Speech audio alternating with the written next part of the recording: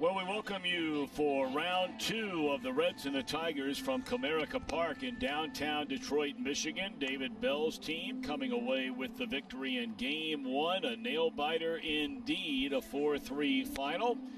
Raiseli Iglesias able to get the final 4 outs and wound up picking up the win in that game. Take a look at the Reds starting lineup here for Game 2, presented by Jeff Weiler Automotive. Phillip Ervin to lead off in left field, followed by Castellanos in right. Suarez back into 3-hole. Matt Davidson starts at first. Casali behind the plate with Senzel in center. You have Christian Colon playing second base. Aristides Aquino, the DH, batting 8th. And Kyle Farmer at shortstop will bat 9th. On the mound for the Tigers, a left-hander who missed his opening start of the season because he tested positive for COVID-19. You see his numbers from a year ago. A one-time highly touted prospect in Toronto is Daniel Norris. He broke into the major leagues with Toronto when he was 21 years old and then traded just a year after that to the Detroit Tigers. Phillip Ervin on the first pitch of the game slams one into left field, but right at Kristen Stewart. 1 pitch and 1 out. Castellanos, the offensive of them anyway, in the first game, accounting for 3 of the Reds' 4 runs. He hit a 2-run home run after a leadoff walk to Shogo Akiyama in the first inning, and then came back in the third inning where he led off that frame with a home run into right center field. His first multi-homer game as a visiting player to his former stomping ground in Detroit, where through his 7 years as a Tiger, he only had 1 game that was a multi-homer game.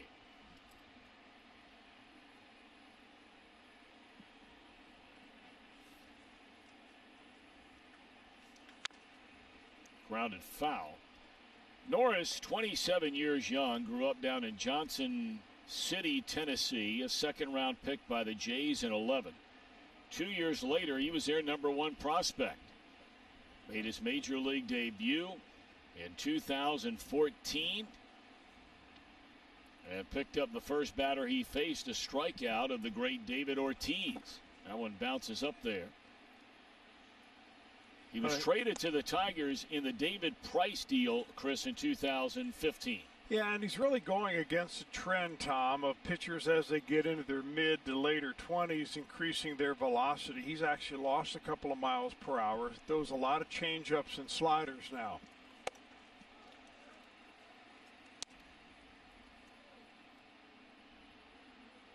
He's a cancer survivor, had cancer surgery for thyroid cancer back in 2015. And what the Tigers did with him last year was very interesting. You know, they noticed that throughout his career that the batting average against Norris, each time a batter saw him, really went up. So the first time through the lineup, their team is batting 200-something. Then the next time they're batting 300. The next time they're batting way up there. So they made him into a 3-inning starter last year in the second half, and it really worked out well for him.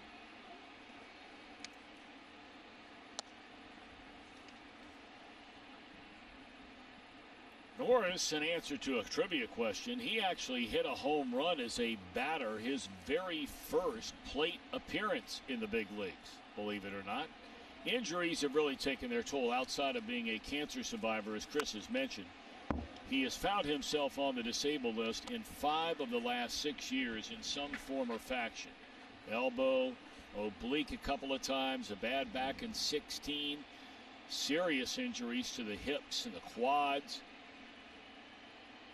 So it's been a long road for this Tennessee native. Johnson City, Tennessee. Castellanos sends it straight up to short right center field for out number 2 here in the opening inning.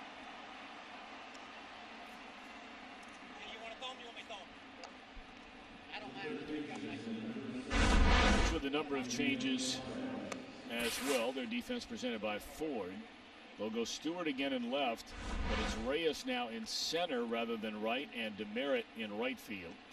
Lugo the start at third, Castro at short. Scope and Jordy Mercer. First time we've seen him in the 6 games played between the two teams. And Grayson Griner hanging the side. That ball is mashed by Eugenio Suarez, and that will be a ground rule double into the deepest part of left center field.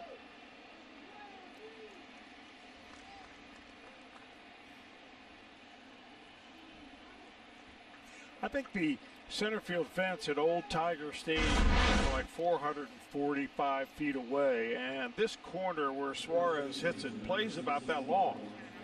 I mean, that's about the best swing that we've seen Eugenio take so far in 2020. And a nice, easy swing, ball jumping off the bat. With 2 outs, he puts himself on second base. Matt Davidson batting in the cleanup spot here in game 2. Getting the nod over at first base.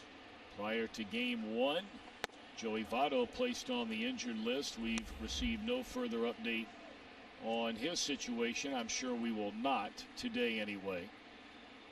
Prior to Friday night's game, Davidson reinstated from that injured list. Been on the IL after initially testing positive for COVID-19. Went under a number of other tests that have all come back negative, so he was ruled good to go.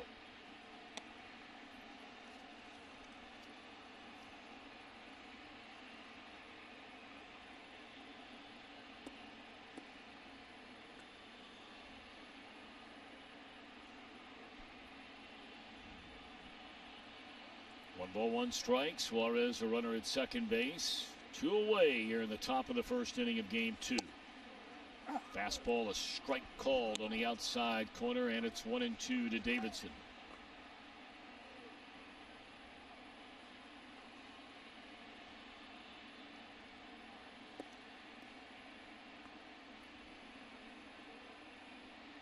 The Reds have been off 2 of the last 3 days. And they played a 7-inning game. Front part of this doubleheader. This too is scheduled 7-inning game. With that in mind, Chris, are you at all surprised by the number of quote-unquote, backup players that are in the lineup here for the second game of this doubleheader? Yeah, it'll be interesting to pose some of those questions to David Bell after this game, because I'm not really sure what the thought process is, except maybe trying to get some of these extra guys a little bit of action so that when you do call them off the bench, pinch hitting isn't the only thing they do. We've seen Matt Davidson a lot. He hasn't done much yet with the bat, but, they feel that there's something in there, that he can really be helpful off the bench, long ball potential. So that's why he's getting to start at second base, or at first base, of course, in place of Joey Votto. So that'll be a kind of a revolving door over there. Ball swung on and fouled out of play. And it's no, disrespect or taking a shot at anybody as far as the guys that are in there today. The Reds might score 14 runs in this game. We have no idea. David doesn't know. Nobody knows.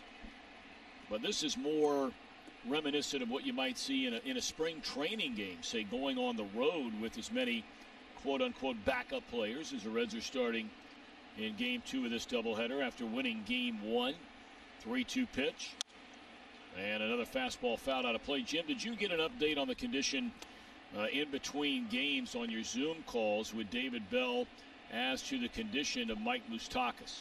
David Bell did not do a post-game press conference just because of the short length of time between games and getting the lineup together. I can tell you that the Reds lineup was delayed a little bit because they were waiting on Mike Moustakas, and I'm told that he would be in the lineup if he was available to play. So that must tell you that the forearm a little bit severe as far as playing this game. They were waiting to see if he could play, and if he could, he would be in the lineup. The Reds will not have another off day until Monday. Of course, they weren't scheduled to have an off day the first, 17 games of the season. But because of rain here in Cincinnati on Thursday and then rain in Detroit yesterday, they've been off 2 of the last 3 days, and they have a busy week coming up beginning tomorrow night in Cleveland against Cleveland. Pretty good trip to the plate here by Davidson. Yeah, he's really hanging in there, and Norris is trying to figure out a pitch that he can get by Davidson. He's flipped that little slider up there several times. Norris is topping out now about 90, 91. He used to be a guy up around 94.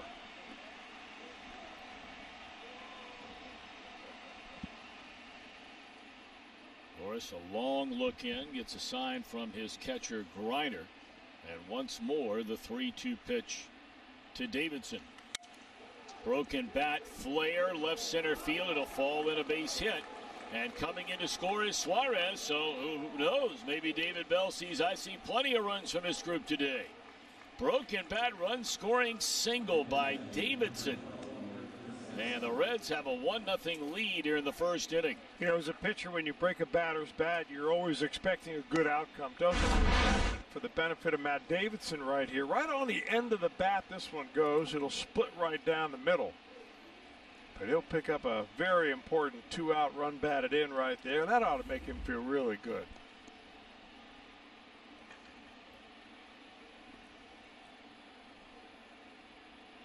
So Suarez comes up with a 2-out double to left center.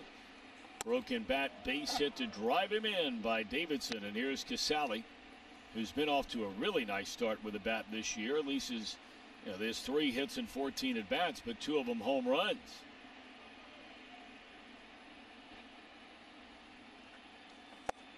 And he's hit into some loud outs the early part of this season as Casale. He started every game until Barnhart finally returned from the paternity list. And now Tucker has been in there the last 3 games since returning. Well, Lance Barksdale is barking a little bit, and that would be at the Reds dugout. I'm not sure exactly who in particular, but he went over there and basically read him a quick riot act. No balls and 2 strikes on Casale. Of course, he would love for that pitch to be called a strike for one Trevor Bauer here in a short amount of time. You know, the one thing that changes here with no fans in the stands, that you can hear people talking at conversational level on the field. You can hear the catcher and the umpire talking back and forth. So hooked to the hole at short. They'll go for the force play at second base and get the out there, and that will retire the side. But the Reds break through with a run in the opening inning, and Trevor Bauer gets a ball when we come back. Throws a pitch. Trevor Bauer has a lead. Lineup for Ron Gardenhire brought to you by the Weiler Automotive Group. Reyes, Castro, Cabrera. Scoop the cleanup hitter. It'll be Stewart, Mercer behind him, Demerit, Griner, Lugo.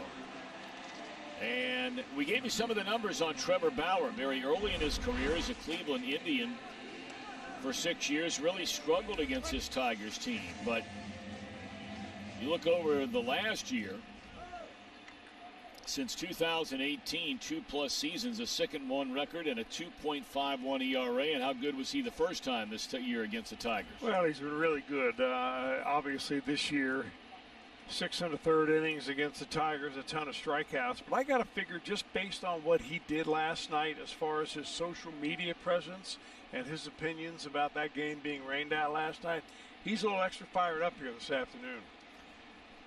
You know, we're talking about lineups and guys who are playing or guys that were not playing for the Reds. I'm sure some are raising their eyebrows that Nico Goodrum is not in the lineup. He's their leadoff hitter and their shortstop. Since the start of last season, he is 6 for 11 against Bauer with a double and 3 home runs. This ball in the air to left field, handled by Urban, and that'll take care of Reyes.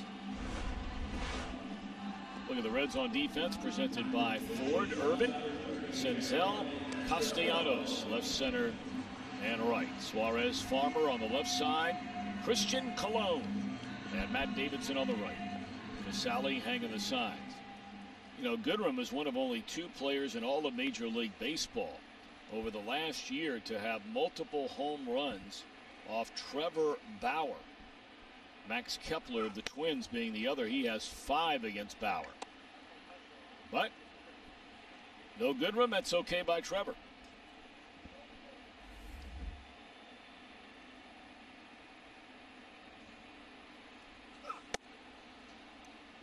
one more fly in the ointment there to give you an idea of the kind of success Goodrum has had against Bauer.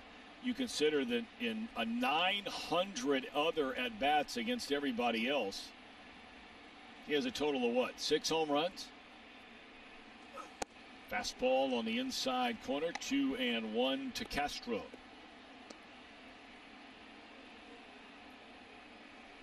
You know the story on Bauer. In 2018, he was among the best pitchers in all of baseball. Went to the All-Star game. ERA in the very low 2s. He was just sensational.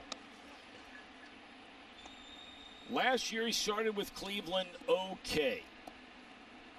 But certainly by far better than he was once being traded to the Reds. A 2-5 record, an ERA north of 6 in his 10 starts with Cincinnati. But this is a new year.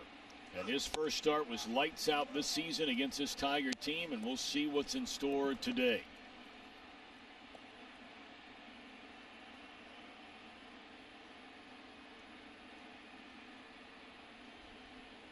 Three and 2 on Castro.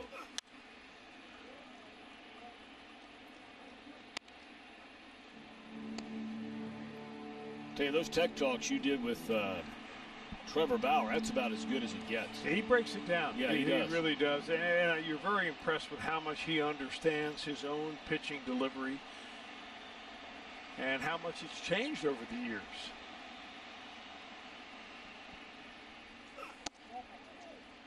Fastball off the inside edge at 94 miles per hour, and that's a 1-out walk to Castro. Miguel Cabrera coming up. I mean, his stuff was just so explosive last time he faced the Tigers. It was the day game. I mean, he was just throwing the ball and right where he wanted to, completely overmatching them on every one of his pitches. You know, you don't always have days like that. There are days when you reach back and it's not quite there. You've got to use a little bit of cunning to go along with your fastballs. This might be that kind of day, especially since Bauer is kind of out of his routine, having warmed up and gotten ready to go before last night's game. Here's Cabrera, and a fastball is in there at the belt, strike 1. A lot of people that have never pitched don't understand pitchers' routines and how they get into that same thing over and over again, but it's like a racehorse on getting ready for race day. You know, those trainers want those horses to run at exactly the same time so that they peak when they're going to race. And it's kind of like that for starting pitchers.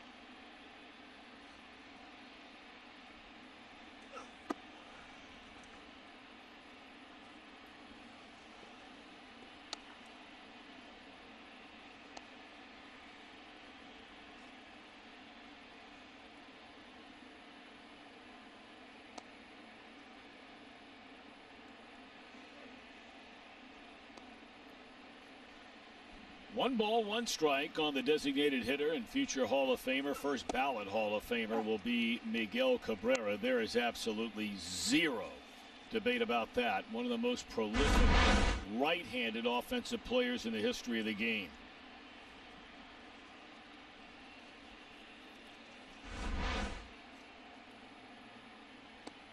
What was he, 19 when he broke into the major leagues? Remember it like it was yesterday. The Marlins were going through that season. They had a very, very good team, but they felt like they were one position away. And, of course, Cabrera, as you look through his incredible resume, 11-time All-Star, closing in on 500 career home runs, legitimate chance to get to 3,000 hits, fastball outside, but I remember we were down in Miami and I was doing the Diamondbacks games at the time, and they were trying to figure out what to do with left field. And, you know, they went through a bunch of other players you could acquire in a trade. I remember reading this article like it was 10 minutes ago. And then the last line after going through all these players, it said, and then there's this teenager in Double-A named Miguel Cabrera. But probably not an option this early in his very young career. Well, it was roughly about 3 weeks later they brought him to the major leagues, and they were on their way to winning the World Series. I think he had just turned 20 years old. In fact, he came in 5th in Rookie of the Year that year, and then proceeded to make the All-Star team the next 4 consecutive seasons. Took a couple years off and then ran off another 6 or 7 straight All-Star appearances. 3-2. Fastball fouled away again. Or no, that one will stay playable in the right. And that'll be handled by Castellanos. Now, Bauer last Sunday, Chris, you talked about it, how good, how great he was. The strikeout pitch was really working. On the fastball, the Detroit Tigers were 1 for 9, 7 punch outs. That's the one with the great spin. He runs it upstairs. You swing under it most of the time. His curveball, also great spin. They didn't have much luck there, 1 for 12. There's 6 punch outs coming. I mean, now that is a cartoon curveball. That's the way you used to be able to make him go in wiffle ball. Mm-hmm. One of the great sports ever invented, wiffle ball. That No one in the doubt. dirt. And advancing on to second base will be Castro. Wild pitch by Trevor Bauer. Bauer that day, Chris, was also throwing extremely hard. Yeah. He was regularly mid-90s, at times upper 90s when he had to, hump up and find a big pitch, which he made a couple of those through nearly 7 innings of that start.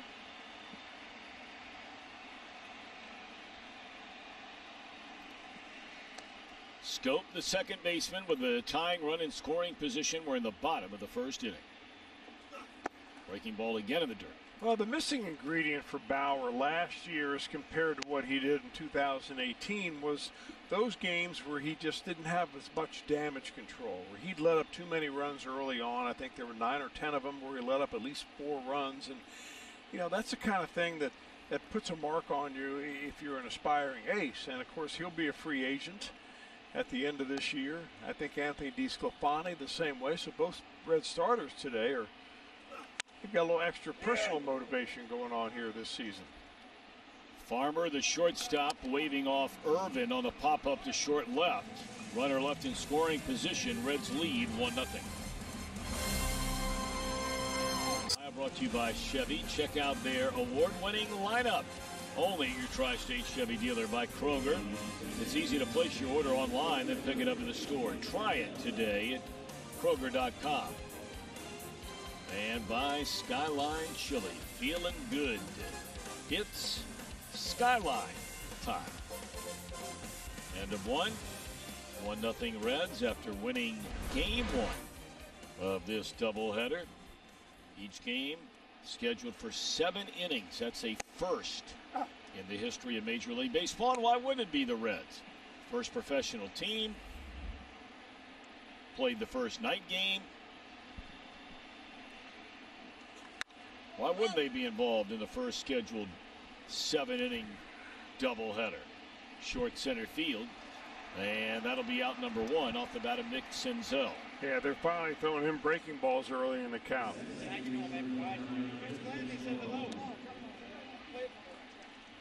Christian Colon added to the roster on opening day. Was a DH on Monday against Chicago.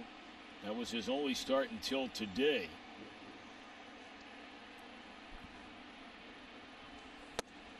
Fastball in there, a strike. Spent all of last year at AA or AAA at Louisville, where he ranked among the International League leaders in games, stolen bases, hits, doubles, total bases. Joined the Reds back in 2016, and this was a guy who had a chance to get a World Series ring with the Kansas City Royals. Yes, Jim Day. When he was told that he made the roster, he literally collapsed on the table, they say, and broke out in tears. Now, we're talking about a World Series hero here who had to work his way back to the major leagues, and he said, all the hard work that I put in all came in one moment, and I just broke down. He literally collapsed on the table in tears. That's how much it meant to him. Well, he is a terrific young man, and I know that anybody that's ever spent any time around him had to be just overjoyed that after a very long road back where he admitted there were times he thought about giving up the game, thought about giving up the sport, wasn't sure he'd ever have a chance to play in the big leagues again. Yet here he is, Christian Colon.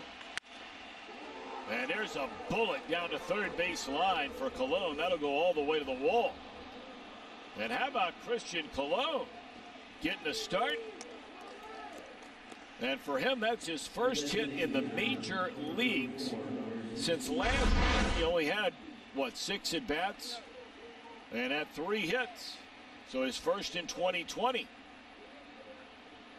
But the 3 hits he had last year were his first in the big leagues in 2.5 years.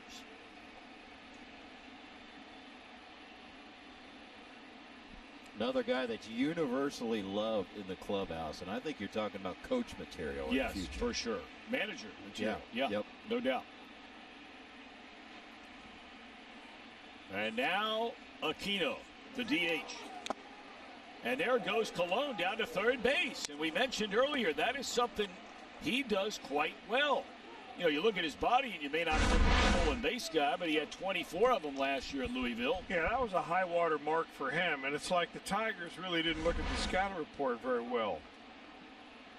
I mean, that was a sneak attack right there. You do it on the pitcher before he really settles in to face a tough right-hander. He's thinking about the hitter, and you get a little bigger lead, and infielders don't chase you back, and next thing you know, it's an easier RBI situation here for Aquino. Well, it certainly very much changes the complexion of this inning. Now all of a sudden, a runner at third rather than a runner at second base with 1 out. The Tigers bring their infield in. I don't know how comfortable I'd be as an infielder playing in with Aquino up there. Not at third base anyway. And a fly ball, short right center field. It'll fall in, a base hit. So Aquino didn't hit it with a lot of authority, but you hit them where they ain't. And the stolen base by Colon brings that infield in. It's looped into right center. A hit, 2-0 Cincinnati.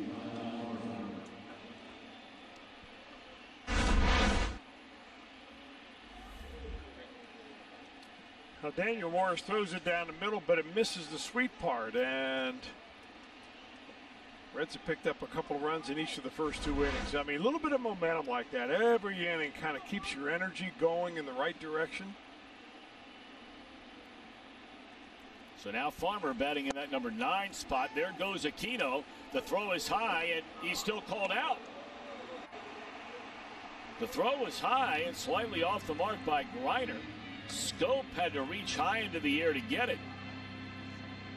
Well, Aquino doesn't know he's been called out. He's still standing out there. He's hoping there's going to be a replay here. Oh, he's safe. Oh, no, wait a minute. Did his foot? Yeah, his foot got on that bag. Yeah, they're going to look at this one again. Oh, he's definitely safe.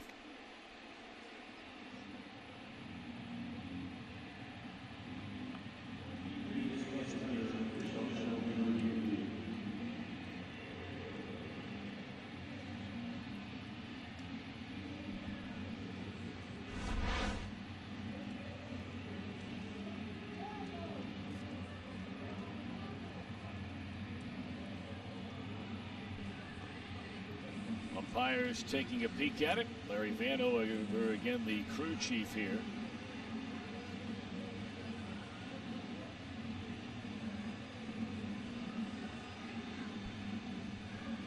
Introducing Quick Pick, MLB Rally's new predictive game. It offers fans the opportunity to pick outcomes and compete for cash prizes.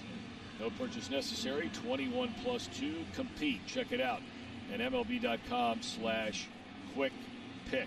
And actually, the crew chief of this group, and the call is safe at second base. Larry Vanover is sitting the second game of this doubleheader out. As well he should. His right arm is tired. I thought he did a good job. I did too. I didn't say he didn't. Yes.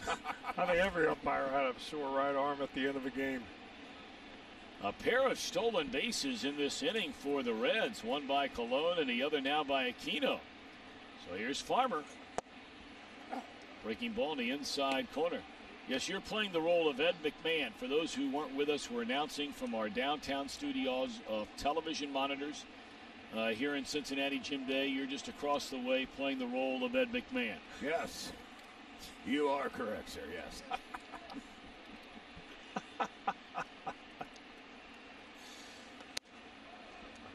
Fastball up and away.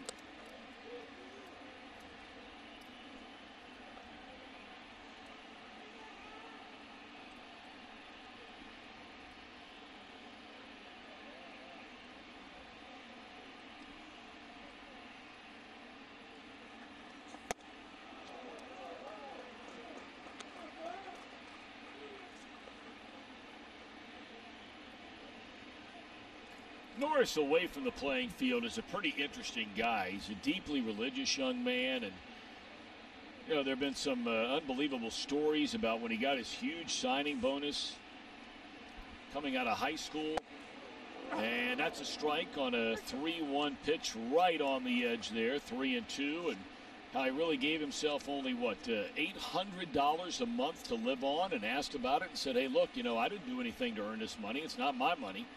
And gave a lot of it away to different faith-based charities. And he's an interesting guy in a lot of ways. Breaking ball swung on and fouled out of play. Travels around the whole country as a photographer in an old Volkswagen. Remember those Volkswagen Bug vans they used to have out? What are those called? Those are sweet. Had a little fridge inside of them and everything. Had a buddy of mine growing up whose dad had one of those. Let's call them hippie vans. Yeah, they were cool. They were cool. 3-2 pitch. And another foul ball, and another pretty good extended at bat here by a Red. We saw one from Davidson earlier that turned into a broken bat run scoring single.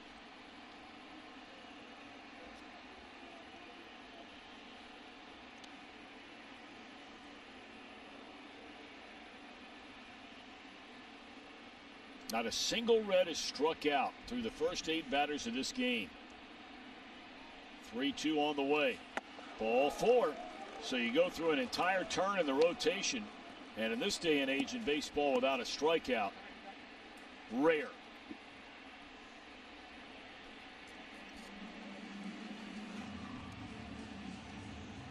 Rick Anderson, the pitching coach, taking a stroll out there right now. I'm not sure how long they're going to stay with Daniel Norris. He's normally a guy that they limited to 3 innings last year in his last 9 starts.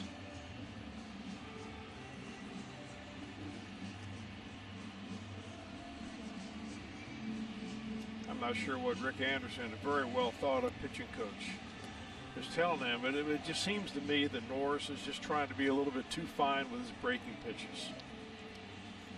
Right-handed pitcher John Schreiber, pardon me, Chris, getting loose in the bullpen. And I'm wondering, Tom, you know, the 7-inning, the whole feel of a 7-inning game puts a little extra pressure on everybody, including the starting pitcher.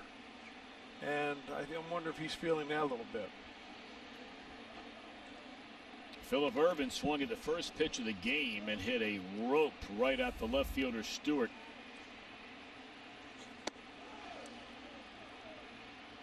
So this time he starts him out with a breaking ball that sails up and away.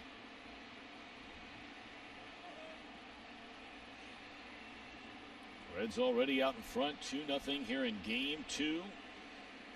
Runners at first and second with 1 out for Phillip Ervin.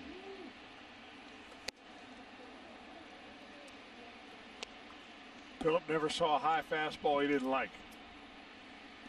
That's what makes him dangerous. That was the pitch that he saw in the first at bat, hit a line drive, a nice catch by the left fielder. Phillip wore out left-handed pitching last year. He's earned his keep here in the big leagues. Off the end of the bat there, taking a huge swing and behind 1-2.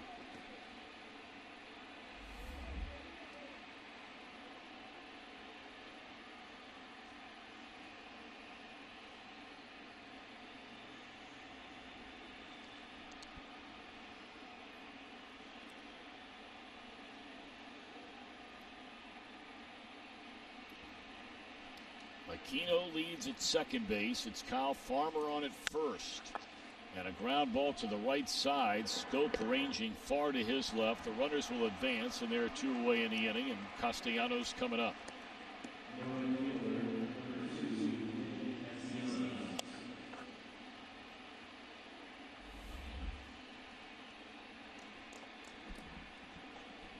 Nick popped up to the right fielder Demerit, his first at bat.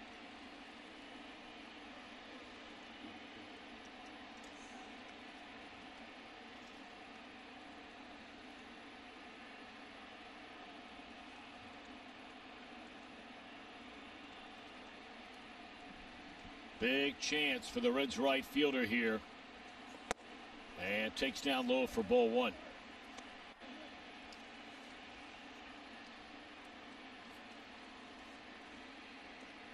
Castellanos now with 4 home runs and 11 runs batted in.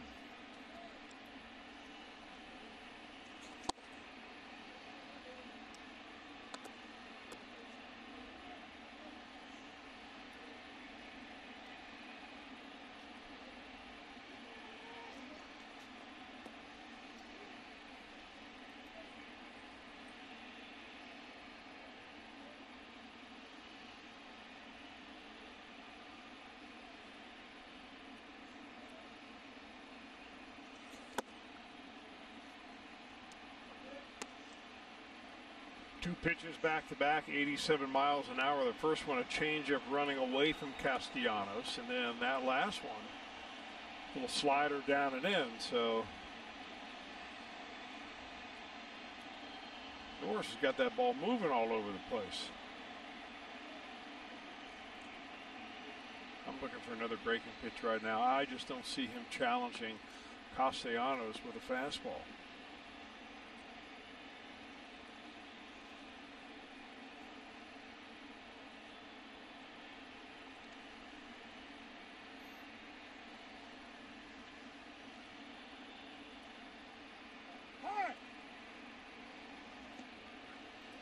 You know, Chris, I wonder a little bit, maybe some at home are thinking the same thing. You know, all that leg movement by Norris, when it appears as though he's already come to the set position, it appears to be bordering, very much bordering, if not crossing the border of a balk. You know, it's one of those things, Tom, I got to tell you, it does get under the skin of the umpires. What you're talking about is that right leg swiveling back and forth, you know, moving at the knee until he finally comes to a stop. And what's happened over the last few years is that pitchers have been able to get away with that. Nobody's called it. And the league hasn't objected to umpires not calling it.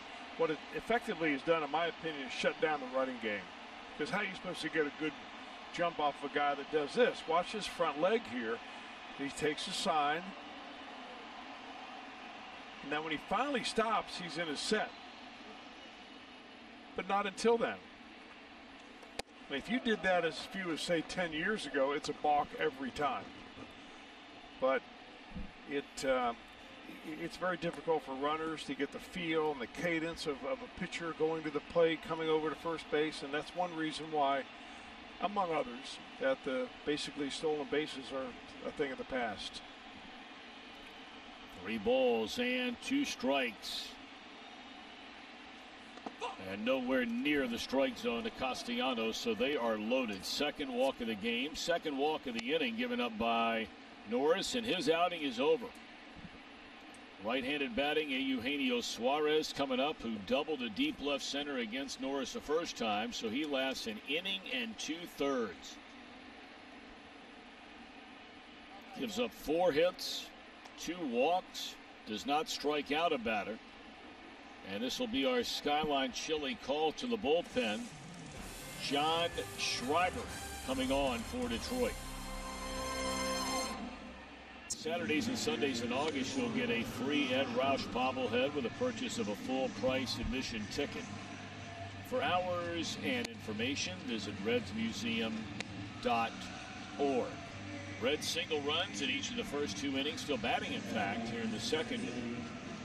They have the bases loaded as Ron Gardenhire will bring on right-hander John Schreiber from the bullpen to face Eugenio Suarez.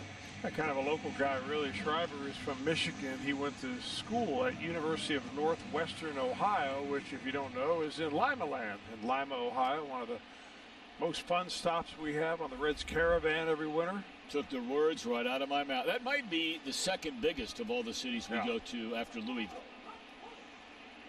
He was sent down back in spring training #1 right before they shut down spring training, and earned his way back onto the 30-man roster by having a really good summer camp. Schreiber did, and here he is in a pretty high leverage situation, even though it's early in the ball game right here. A little sidewinder with a little nickel slider coming up there, and he feathers it right on the plate for strike one. Suarez drives one into left center field. It'll stay in the yard at the warning track, hauled in by Stewart. His last hit had an exit velocity of 110. Hardest hit ball by a Red this year. I always talked to my wife about it, and she finally told me to why don't you just go and tell him that you can play short? And so I was like, yeah. So I finally had the nerve to go up and say, hey, I really seriously want to get looked at shortstop. And he took it on. I mean, he was open ears about it, and he let me do it, and all is well so far. And that is Kyle Farmer talking about going into David Bell's office and taking the chance of telling him, listen, I know that I'm the third catcher and I play everywhere, but I want you to think of me as primarily as a shortstop. And he is now the backup shortstop on this team. And we're talking about the all-time fielding percentage leader all-time at the University of Georgia. They played a little bit of baseball down there in the SEC. And he says it's home. And we keep waiting for him to look out of place, for it to not happen at the major league level. And he's done everything to stay in that position. Doesn't want to be pigeonholed as a third catcher. He played that position shortstop, as you mentioned, for the Bulldogs almost exclusively his entire collegiate career. Although the Dodgers, have a knack for doing that. They took Russell Martin. Remember him? Good player. Carlos Santana, another guy. Guys that were infielders, either growing up or in high school or in college, where they thought their range might be somewhat limited, and thought they'd be more productive, have a better chance to play in the big leagues as a catcher. And so Farmer fell in line behind those two guys. It's funny, Tom, because it just goes to show you in the minor leagues, you can get pigeonholed and you can get labeled. And sometimes it's almost impossible to shake that label. If somebody make a comment about you at one of these meetings, where they get all the advisors and so on in, and they say, he'd be a really good utility player in the big leagues. The next thing you know, everybody's writing that down, and now you're all of a sudden labeled as a utility player. And I think that I'm happy that he was able to go do that, and that David Bell met him with open ears. I think that is really excellent on both ends there. Well, one of my favorite lines I've ever heard in any walk of life is from Pete Carroll, who certainly will be a Hall of Fame coach collegiately and professionally. Longtime coach now of the Seattle Seahawks, and he always tells every single one of his position coaches, I don't want you to ever tell me what a guy can't do. I want to know what he can do, and I'll decide after that how and where he plays. Well, what Trevor Bauer can do is fire that fastball up there with some spin and watch his ball just never sinks, and the hitter will swing right underneath it. I think the other thing is, used to be the shortstops fell into two different categories. One, a guy that had terrific range, great arm, and he would make the most sensational plays out there. The Ozzie Smith type plays. And then the other guy would be like a Bucky Dent type, going way back. But I mean, a guy that maybe less range, but if he caught it or could get to it, he was going to catch it. Never made an error. Of course, nowadays you throw that third way in, which is the offensive-minded shortstop, the guy that can stand up there and pull a little bit. Yeah.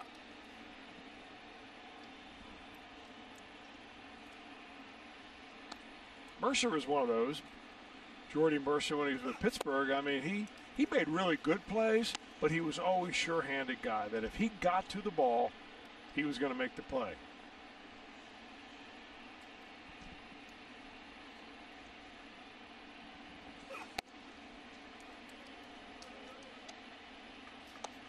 You talk about sure-handed.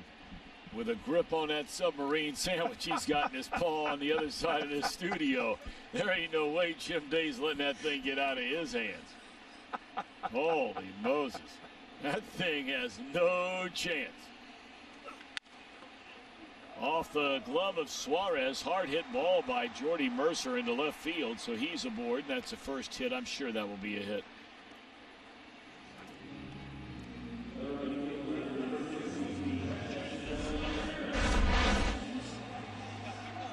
Now, Bauer not happy. That was the second to the last pitch before Mercer hit that base hit into left field. And, you know, it's just one of those days where, I mean, it came all together very easily last time out for Bauer. Today, it's one where you've got to push yourself on every pitch. Concentrate a little bit more.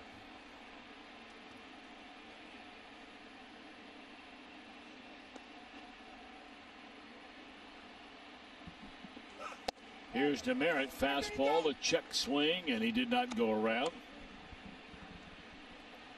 DeMerit, a former #1 draft pick of the Texas Rangers going back to 2013, the 30th player picked overall. Got nearly $2 million signing bonus, did DeMerit. Fastball in the outside corner, but a long, winding journey to finally get to the big leagues for DeMerit.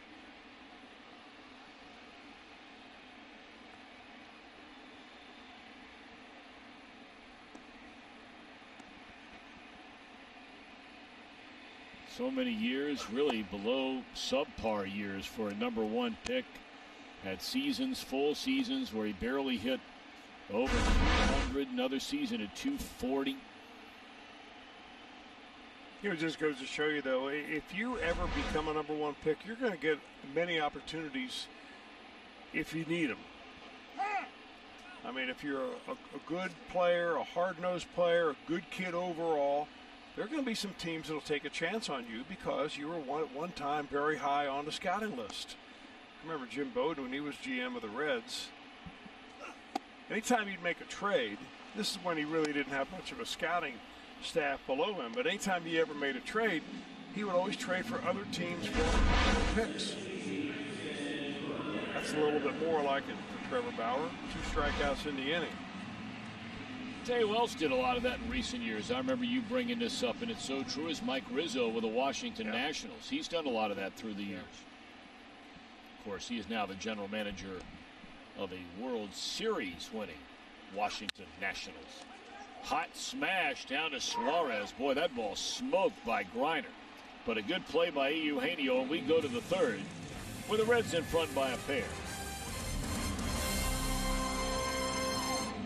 Customers can score free MLB TV at T-Mobile.com/MLB. Reds and Tigers. Matt Davidson will lead off, and for Davidson, he, well, at least publicly, had tested positive for COVID, only to find out that he didn't. He had symptoms. He self-reported them. He took a rapid test, which came up positive. But then every subsequent test after that was negative, including an antibody test, which was negative, which would say that you didn't have it. But he came out and said during the downtime, he felt like everyone in Cincinnati hated him because he brought COVID into the clubhouse and put the team in jeopardy.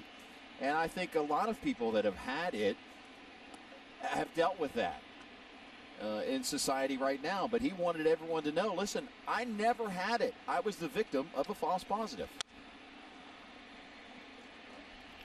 Well, Davidson with a broken bat single to drive in the first run of the game. That came in the opening inning. Davidson, another one of those guys, Chris, getting back to what we were talking about in the last inning. Former #1 pick, getting yet another shot in the big leagues. He was in the supplemental first round, 35th pick overall by the Arizona Diamondbacks back in 2009.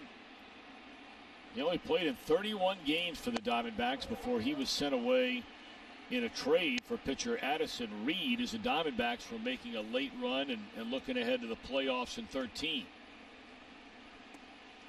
Wound up going to the White Sox. Never hit much for batting average and really a very low on base percentage. clearly his strength is being able to hit the ball in the seats. He clubbed 46 home runs over a 2-year span with the White Sox. There's a ground ball to second, 1 out.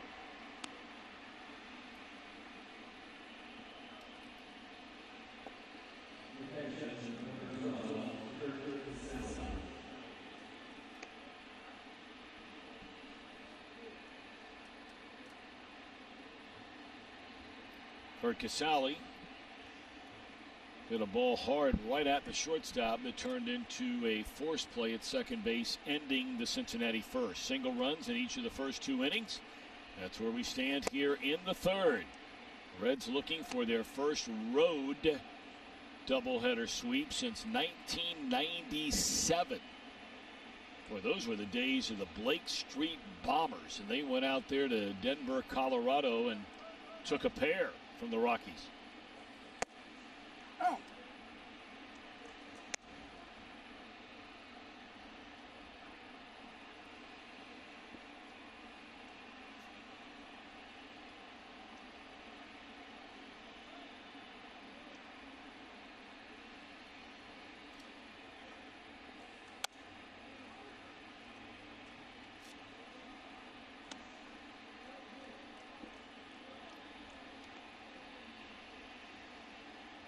Casale was originally drafted by these Detroit Tigers in the 10th round of the June 2011 draft out of Vanderbilt University.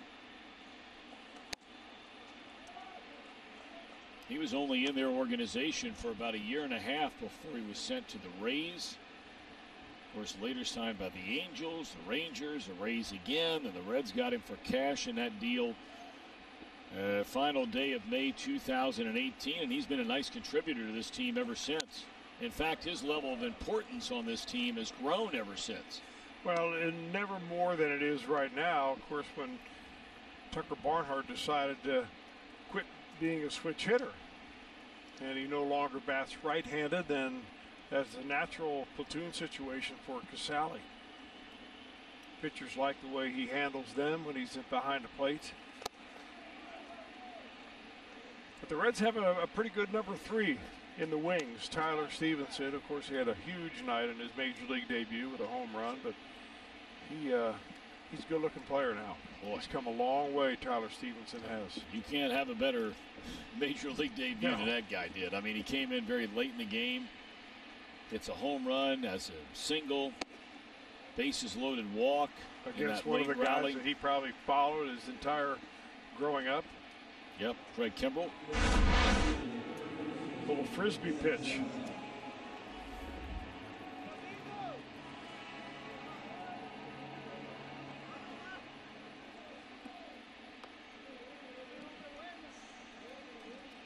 Schreiber on a relief of starter Daniel Norris, who lasted just an inning and 2/3 today.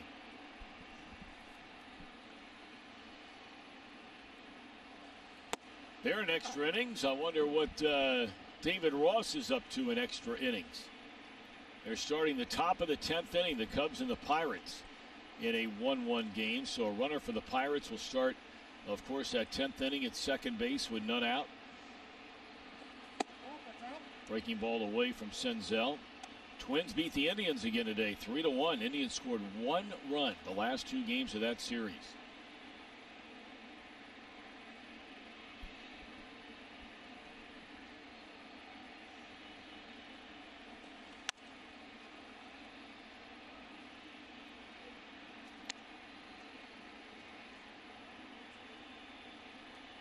And we understand that one of our favorite people in any walk of life, Terry Francona, apparently was having some stomach issues, some gastrointestinal issues while the team was in Minnesota. So rather than getting on a plane flying to Cincinnati, which the rest of the team will do to start a series at Great American Ballpark tomorrow night, he is headed back to the Cleveland Clinic to get those issues addressed. And certainly our thoughts and prayers are with Terry Francona. And I know one thing, I can speak firsthand about that Cleveland Clinic. That's a big time operation. 2-2 pitch right into center field, scalded by Senzel for a 2-out single. He's coming to second base. And the throw is dropped by Scope. Not sure they would have had him anyway. And oh no, the ever injury prone Senzel. Oh no, is something, the left arm, and when you see somebody hold it like that, the first thing you think of is a shoulder or a thumb, a hand, wrist, perhaps, any of those areas. Hustling double all the way. Yeah, he hit it hard, and I think that he was trying to catch the Detroit Tigers napping right here. And he came in very hard in the second base. I don't know if he jammed his hand on the base or maybe even the leg of the fielder as he was trying to apply a tag. I mean, full bore right here.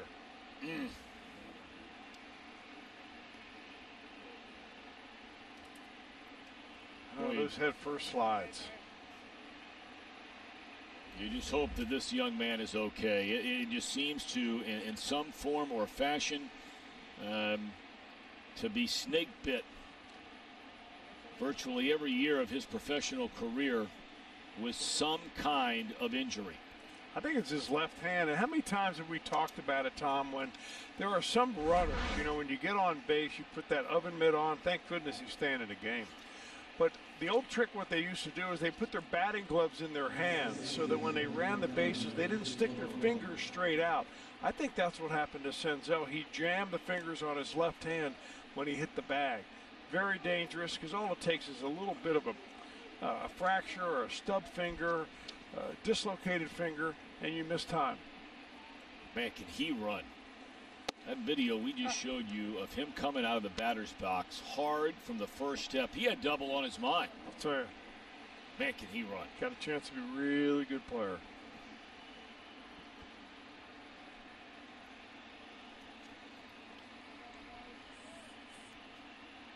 Oh, and 1 the count on Christian Colon. He had a double his first time up. As soon as he doubled, the very first pitch to Aquino, stole third base, scored on a hit by Aquino to make it 2-0, and that's where we stand here in the third inning. A base hit here puts a run on the board for the Reds 3 consecutive innings. Kind of like what the Cubs did to the Reds there when they scored, 6 innings in a row. I don't think I'd ever seen that.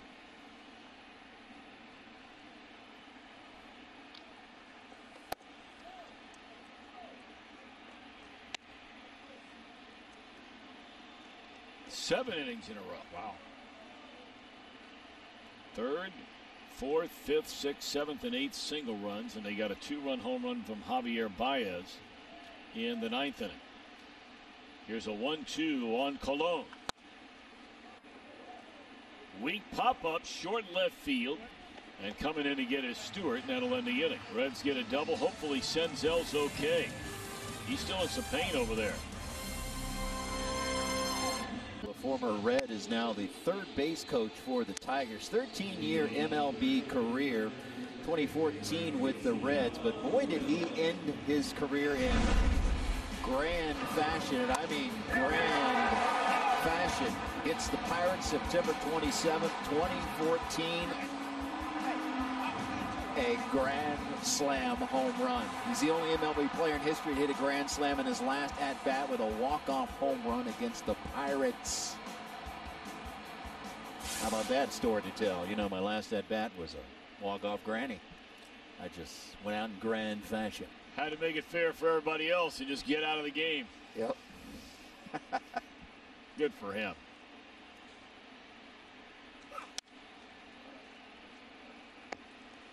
Chris, I don't know about you. I'm getting a little hungry. Been here a long time today. I wonder if any of that, you got a better angle than I do. Any of that's There's nothing left. No, there's no way.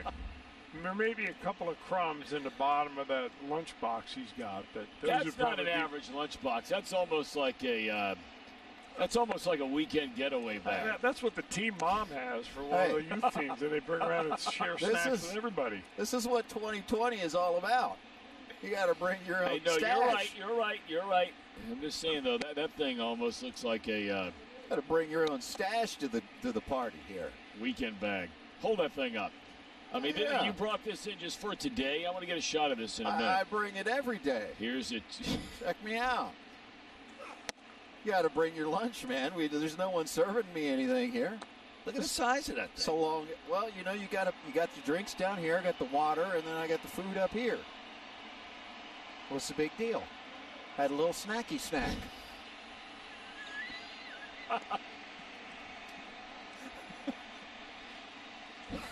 Yes, I am correct.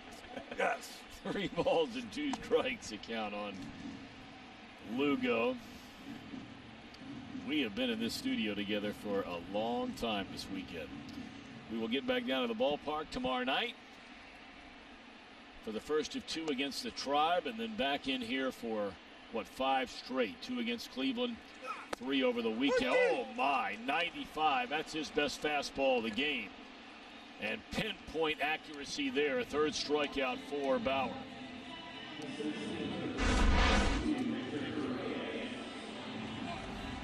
A nice little frame job at the very end right there. I'm not so sure that Lugo thought it was high enough to be a strike, but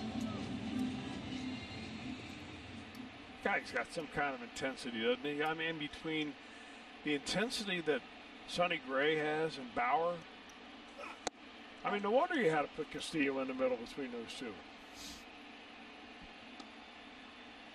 It's a nice choice to have, though. 0-1. We go back to the top of the order in Reyes. That breaking ball stays high. 2 runs, 5 hits for the Reds. No runs, 1 hit. A single by Mercer in the 2nd inning off Trevor Bauer.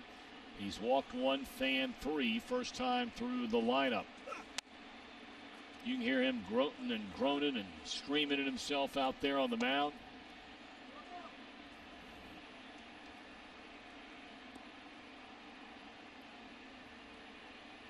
So he will miss pitching. Although, you know, I say that, and Jim, you tell me. I mean, you had said that David Bell was not available in between games. I don't know about before the game today, but knowing you had the rain out on Thursday, you have to juggle, push everybody back a day. Then you get rained out yesterday. You play a doubleheader today. So as the Reds look ahead to the upcoming series against Cleveland, tomorrow night in the opener, Sonny Gray will get the ball against Zach Plesac. Then Tyler Mahle stays in the rotation with Wade Miley going on the injured list. Luis Castillo gets the ball on Wednesday.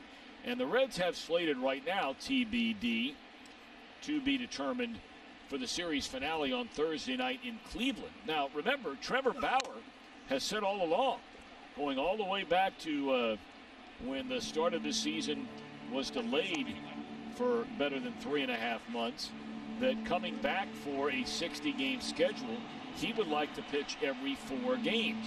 So every 3 days of rest. Now, would he come back perhaps on Thursday and pitch against the Indians? I mean, Derek Johnson has never ruled that idea out. In fact, he said it's still very much on the table. This would be the first time all year long that you could reasonably say, okay, at least the situation presents itself to think about it. Yeah, without bumping anybody and getting anybody else out of their routine. It's a good point.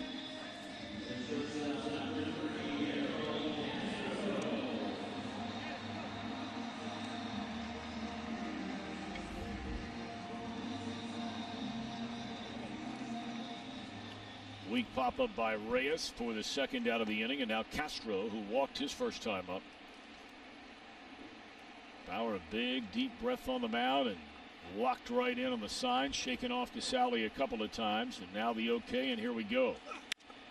Ground ball into right field, past the diving Davidson, and that'll be a 2-out single for Castro, 2nd hit of the game for Detroit.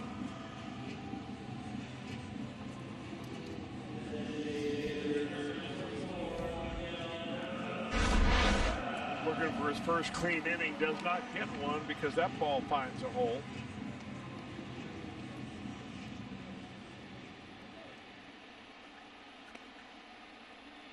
Boy, so close for both of those fielders right there. I mean, that shows you that the Reds had a pretty good idea of where to place their infielders. And he's just able to sneak one through. So they keep the inning alive for Miguel Cabrera.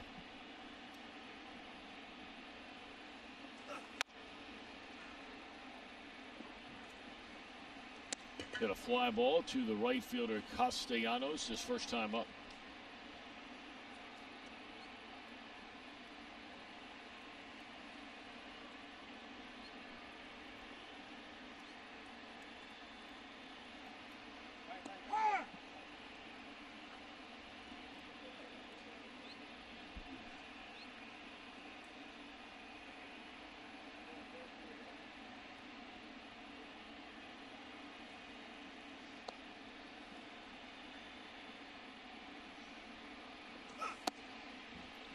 Pirates did not score in the top of the 10th inning. Now, you know what happened? That Jason Stallings was the runner, and he was thrown out at the plate. Now he's a catcher, right? So they didn't pinch run for him. He was the runner because he made the last out the previous inning, and he was thrown out at the plate on a big play that would have tried to score. Yeah, Josh Bell had a base hit. Mm-hmm. Jacob Stallings.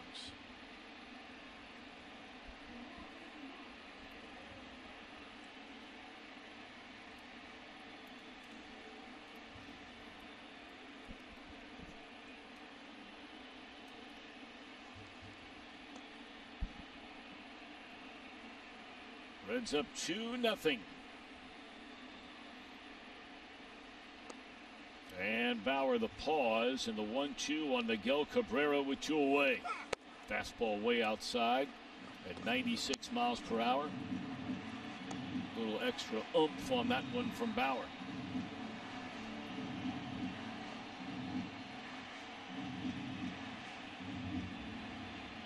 It's reasonable to assume what the full warm up prior to last night's game, what kind of effect that would have on Bauer here today. And now the 2-2 on Cabrera. Now that's his fastest fastball of the game at 97. When he was humping up to find that little extra last Sunday against Detroit, that turned out to be 98, 99. Yeah, I'm not so sure really. It's just the velocity that gets the hitter. I mean, it's always better to throw one speed and look like you're throwing a different speed. But I mean, the ride on his fastball with that backspin is what he's been going for, and it's one of the best in the game. Slider checks his swing, and Cabrera does not offer the pitch, so that'll take the count full to Miguel Cabrera, representing the tying run at the plate here in the bottom of the 3rd inning.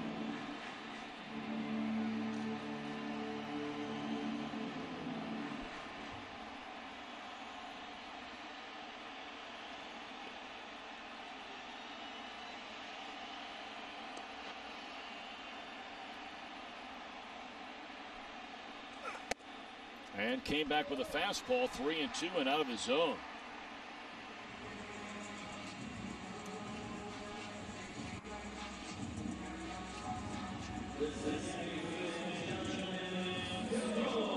Just reading body language, I think Bauer's fighting himself.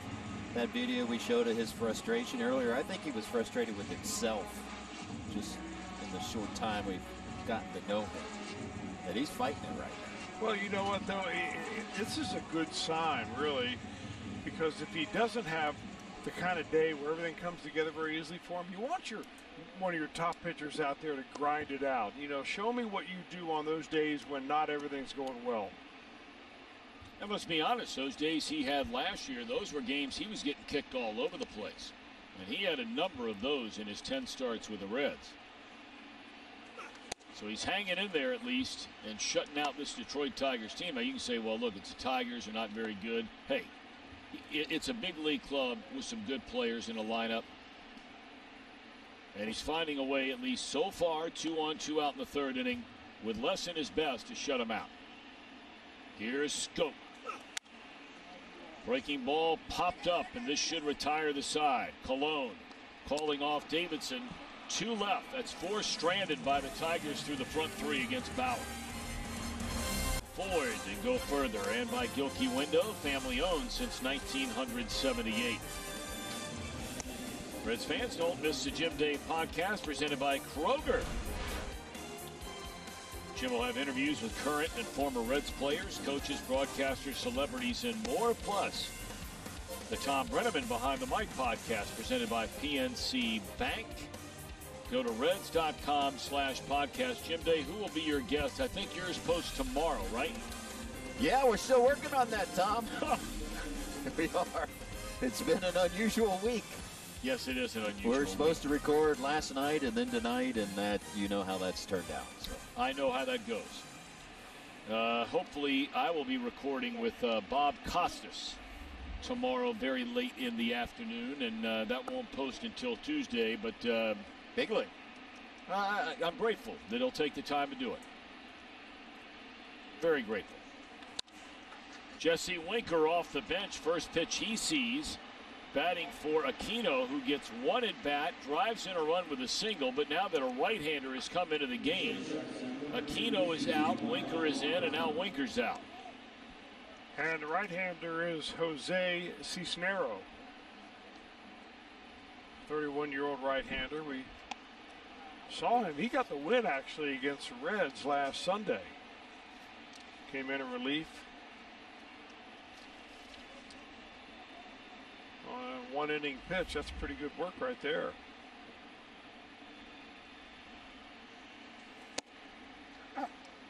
Also pitched on opening day. That was an outing in which he gave up one run.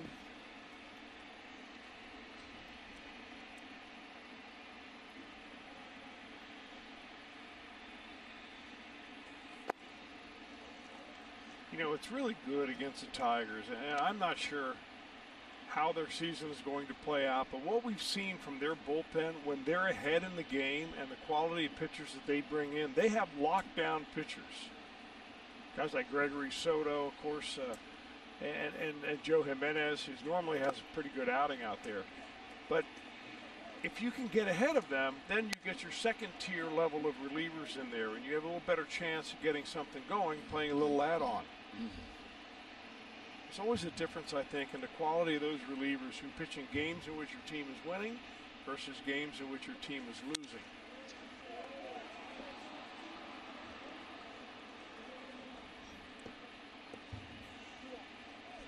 I'll tell you, it's interesting. You know, we were remarking a little bit about the lineup.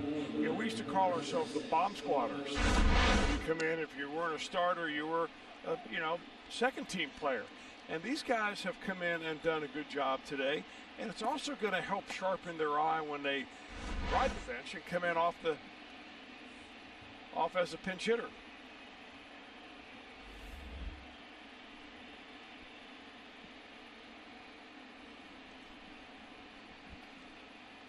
So a base hit by Farmer, and now it'll be Irvin.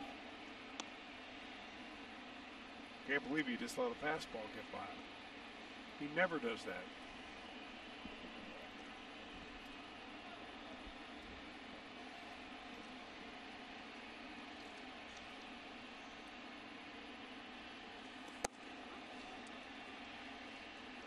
You know, almost without fail, the righty, lefty, right, left, right, whatever direction you're talking about, David Bell has consistently, the early part of this season, traded guys out.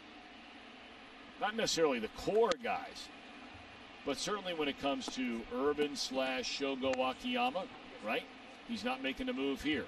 He just made the move a minute ago. Aquino out with a right-hander in the game. Sends up Winker. Now Akiyama played all of game one, but again, it was only a 7-inning game, and he was on base 2 times. Walked, scored a run, and knocked in that big run.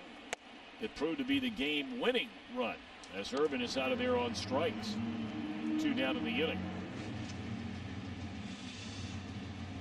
As hard as they work in Japanese baseball, I would think 7 innings would be nothing to Shogo Akiyama. Oh, no chance.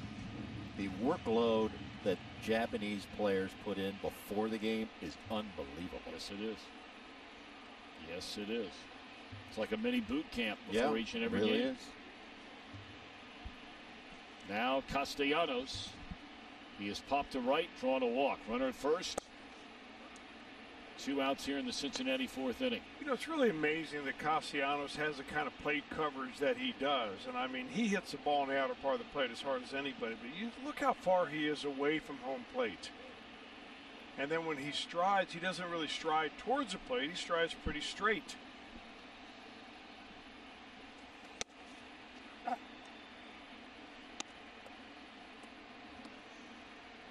Had a really good game in game 1. At the plate. I guess it was all on display, wasn't it?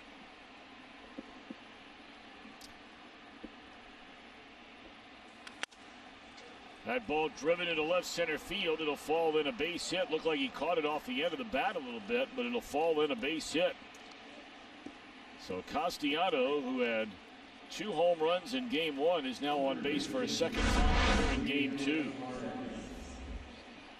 Yeah, I think even more important is that he sets the table now for Eugenio Suarez, who seems to be swinging the bat a little bit better in each successive at-bat. I brought up earlier his first time up in the game at double into left center field, an exit velocity of 110.5 miles per hour.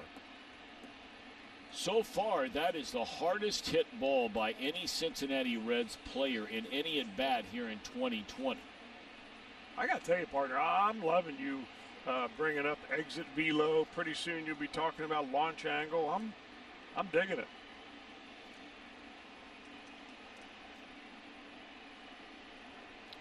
Two on and 2 out here in the 4th inning. Suarez, his second time up, hit the ball hard as well. A line drive right at the left fielder, Kristen Stewart.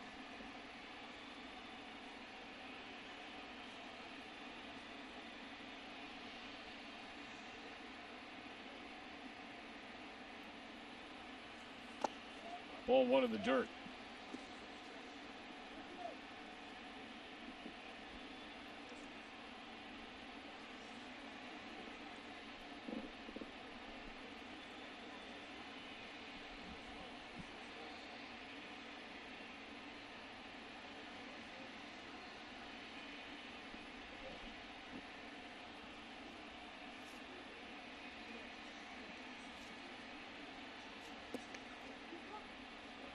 Cisnero taking a little bit of extra time walking off the rubber.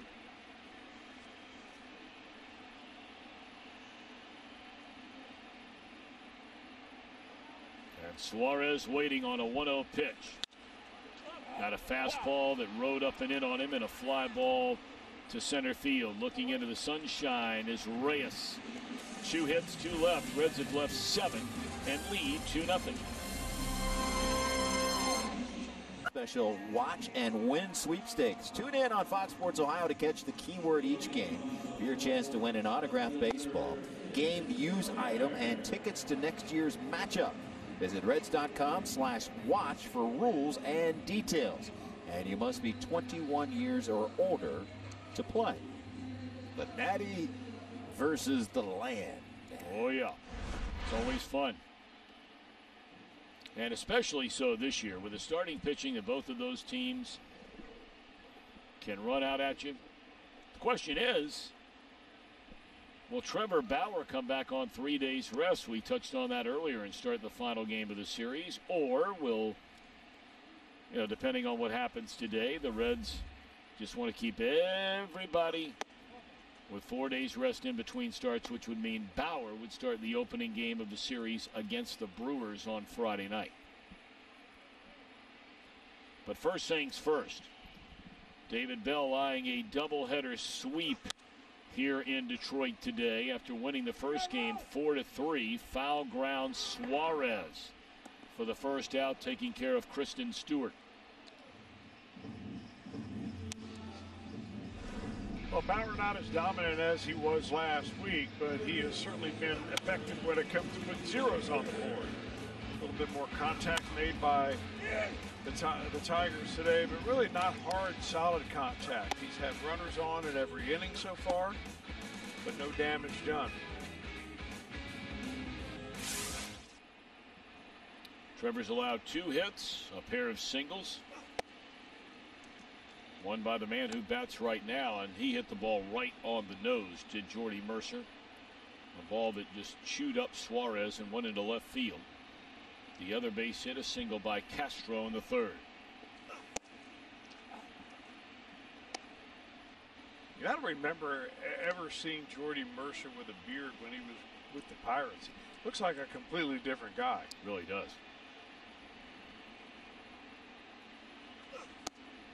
Oh, that's nasty. That might have been his best breaking ball of the game. I mean, you know, if you were allowed to spit, you just spit on that one.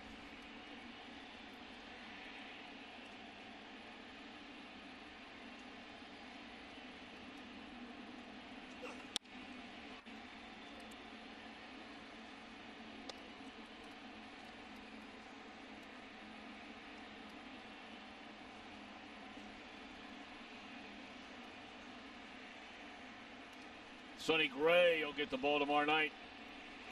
What a start to his season. 2 wins, ERA that starts with a 0. Bauer hoping to get that one called by Lance Barksdale, does not. And Zach Plesac, right-hander, will start it for the Tribe. Malley v. Bieber. Bieber, hard to believe, has even been better than Gray, if that's possible. He's not allowed to run in 2 starts. Then you get Castillo v. Clevenger. Wednesday, Carlos Carrasco will start it for the Indians on Thursday night in Cleveland. 3-2. Came with a fastball. And a number to the second baseman, Colon. 2 down. You brought up earlier that Bauer had not had a perfect inning yet in this game. He retired the first 2 in the third inning before allowing a single and a walk. And now he has the first 2 set down here in the fourth.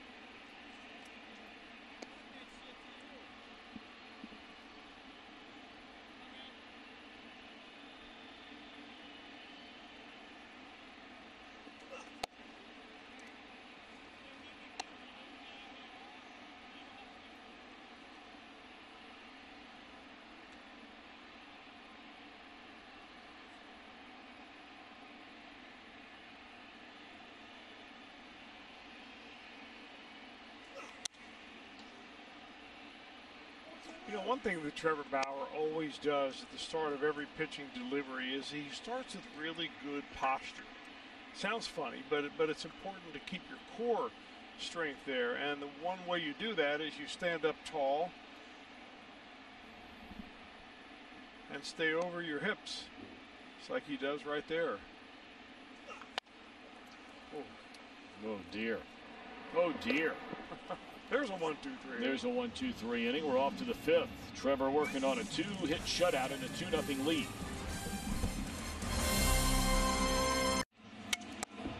Let's take a look at our Honda game summary. Got a base hit by Davidson to drive in Suarez in the opening inning, and then a base hit by Aquino after Colon had a 1-out double. And then the rest has been up to Mr. Bauer. Well, when you throw zeros on the board, it doesn't take much to make it a lopsided game, and it's only 2-0 ball game, but it just seems like more than that. The Reds have collected 7 hits. The Tigers only 2. David Bell hoping for a little bit more of this inning. Beautiful ballpark. And it's turned into a beautiful day. For a downtown that has just struggled, and I mean struggled almost beyond description. You'd have to see it to believe it. To go to not only downtown Detroit, but areas surrounding Detroit. It's been depressing for a long, long, long time. They have three of the most spectacular sports venues you could ever ask for. Home of the Tigers. Ford Field, home of the Lions. And the home of the Detroit Red Wings. I think the Pistons continue to play out in the suburbs. I don't know if they play downtown. Oh, they're downtown now. Okay. All right. They're back downtown as well.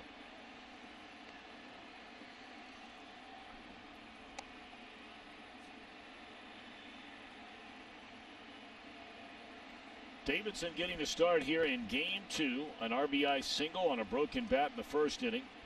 Rounded out to the second baseman Scope his last time for Cisnero. His second inning out of the bullpen. Fastball at 96. You know, on Friday night, the Reds went 3 up, 3 down in 7 of the 9 innings of that game. Well, since then, they've had at least one batter reach in 9 of the last 11 innings. All of those today. The only times they went down in order. If you weren't with us in game 1, we saw Major League history in game 1. Most consecutive strikeouts by a relief pitcher. 9 in a row by Tyler Alexander of the Detroit Tigers. One short of tying Tom Seaver's Major League record of 10 in a row set in 1970. Yeah, I think, Tom, you could give a list of all relievers in Major League Baseball right now to baseball experts, scouts, people who work in analytics, and just make a list of those relief pitchers who you think would be capable of doing what Tyler Alexander did. And Alexander would be on that list, but well down on that list. Down. But he was on the corners, very sharp. It was really fun to see, especially in a game in which the Reds prevailed. Yeah.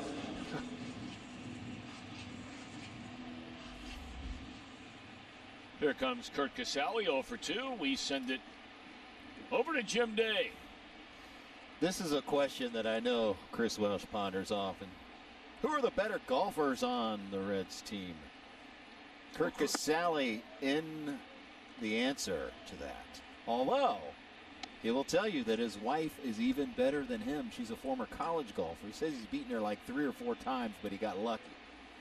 So he gets a little humble pie when he's playing his wife. But amongst the best golfers on the team, and you probably put 3 in the category of who's the best.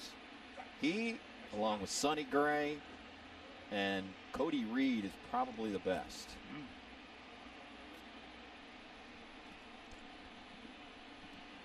Reach out a 74 in spring. You know, I think Casale has caddied for his wife a few times. Yes, he has. And I mean, that big lug could carry around. He can carry doubles, no problem. Wife Renee, sure watching at home, and he gives it up. She's the better golfer. I wonder if he is cerebral on the golf course as he is behind the plate. Oh, he's talking smack the whole time on the golf course. Well, he's one of 2 people that I know in my life, and I know there are a ton of them out there where the woman is a better golfer than the man. But one that immediately comes to mind is Dr. Timothy Kremchek. Because his wife, Hillary, will pound him on the golf course on a regular basis. He's a good sport. He keeps showing up and takes it time after time. That ball driven into left center field. That looked like a 3-iron coming off the bat of Casale on his way to second base, and he's in there standing up with a double. Good timing there, JD. Well, he hits the ball a country mile off the tee, and he even wonders, he says, why can't I hit a baseball like I hit a golf ball? He's a higher tee. He's self-deprecating, which I like, and he'll say, listen, I got warning track power on the baseball field, but I can go 300 plus on the golf course.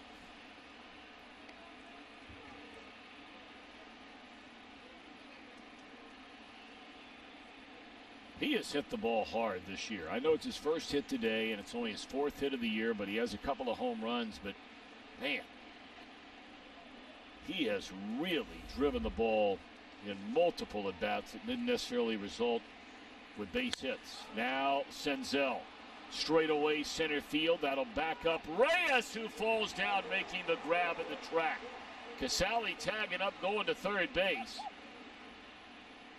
Senzel, solid contact once again. Yeah, he makes solid contact every time up, Senzel seems to do, and this one very hard. Big ballpark here.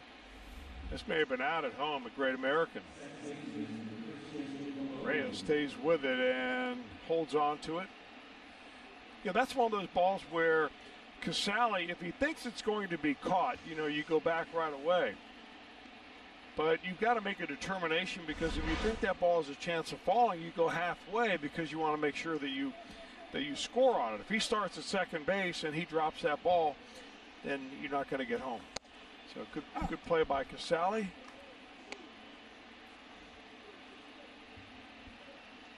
Another hard hit ball by Senzel. I'm encouraged by that. And a good sign after we thought he injured his hand. Yeah. Hand seems to be all right. And now Christian Colon with a chance to drive in what would be his first run of the game. He scored a run after a double, a stolen base back in the second inning. He popped to short, ending the third, getting the start at second base today, Christian Colon.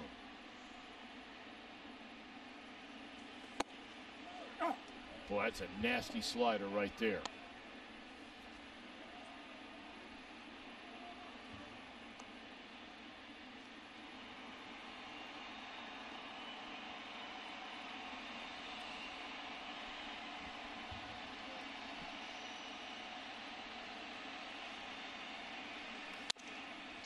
Tapper. Glove side for the shortstop Castro, and that's all for the Reds. Still a tight one. Take a look at this swing by Casale off the tee. That's a strong man. Pop. He's still not there with Mr. Welsh. No. Honda, been a long day for the fellas today. Got started bright and early at 11:30 this morning with Reds Live, the pregame, and they'll wrap up a full day's work at the conclusion of this one. But tomorrow night will be game one. Seems like these start times are really fluctuating, almost night in and night out. And that is the case over the next 4 nights. Reds Live will get started at 6 o'clock tomorrow, 5:30 Tuesday, 6:30 Wednesday, and 5:30 Thursday.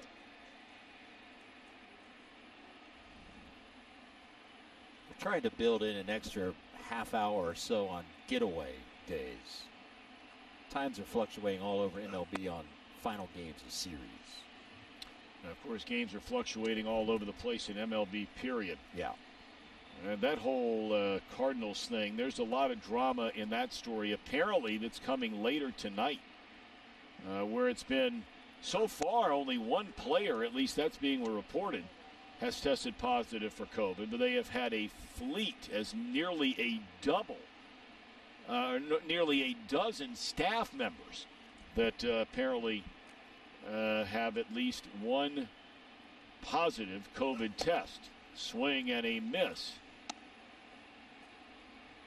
Now, all of the Cardinals games, if they have gone through this whole thing, they've been canceled. The Reds kept on playing and missed very important games from Moustakas and Senzel. Swinging a foul ball back out of play. Rob Manfred, the commissioner, coming out and saying, we're not quitters. We're playing this season. And those were his remarks. So we certainly hope that that is the case. Your number one concern, obviously, and I don't want anybody to misunderstand me, your number one concern is the health for everybody involved, clearly. But I think that Rob Manfred and the rest of baseball, including the players, know that this is kind of an experiment right now. I mean, this is the first sport that's out there where the players are traveling and they're going to cities and staying in hotels, and they're not in a bubble. And I'm sure that the school systems are watching this, other sports are watching this, businesses are watching this to see how Major League Baseball can handle it and whether the protocol that they put into place is actually working. That's why That's why it's so important that the players follow the protocol to a T. And I think that was a message apparently that went from Rob Manfred to Tony Clark, the head of the Players Union, the other day, that from at least with Rob Manfred, the information he's gathering is everybody needs to hold up their end of the bargain. Absolutely. I mean, if you don't, then how do you know that what you're doing is enough or correct?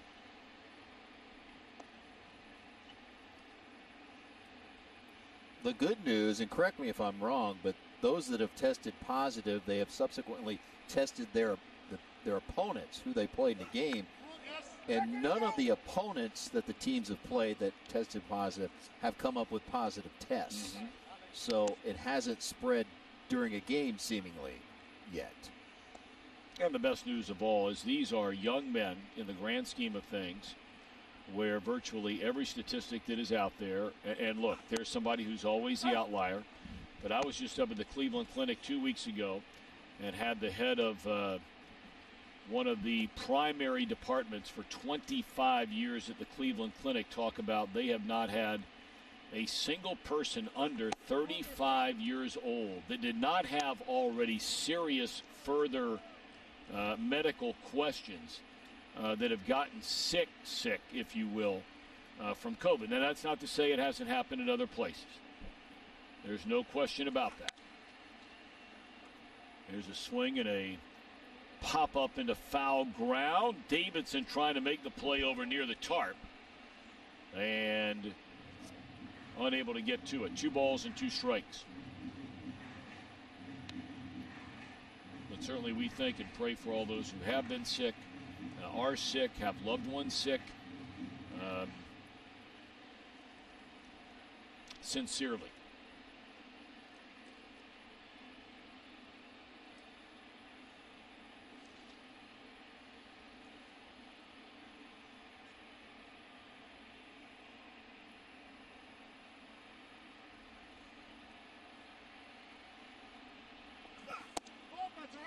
Fastball low at 95 miles per hour.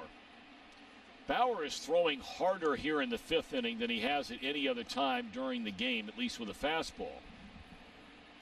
He's now up to the 83 pitch mark, 1 out into the 5th inning after going through his full warm-up routine prior to the game that was eventually called off yesterday. You know, and that's an interesting point you make about him throwing harder, because a lot of really good pitchers do that. And it shows you that you don't throw a baseball with raw strength. I mean, after all, it's only 5 ounces. You know, you throw it with timing and using your body the right way. And biometrically, you know, Trevor Bauer is as solid as they come. 3-2 on Dawel Lugo. Fastball popped up and playable. Bauer's over there, and he's going to take it himself. You don't see that very often, but nothing to it for Trevor Bauer. 2 down in the inning. I think the pitchers union loves that, because there's a common misunderstanding out there. The pitchers can't catch pop-ups.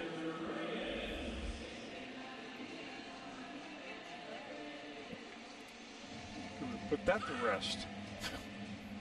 And that'll be the last one we see all year. You're probably right. 2 down in the inning.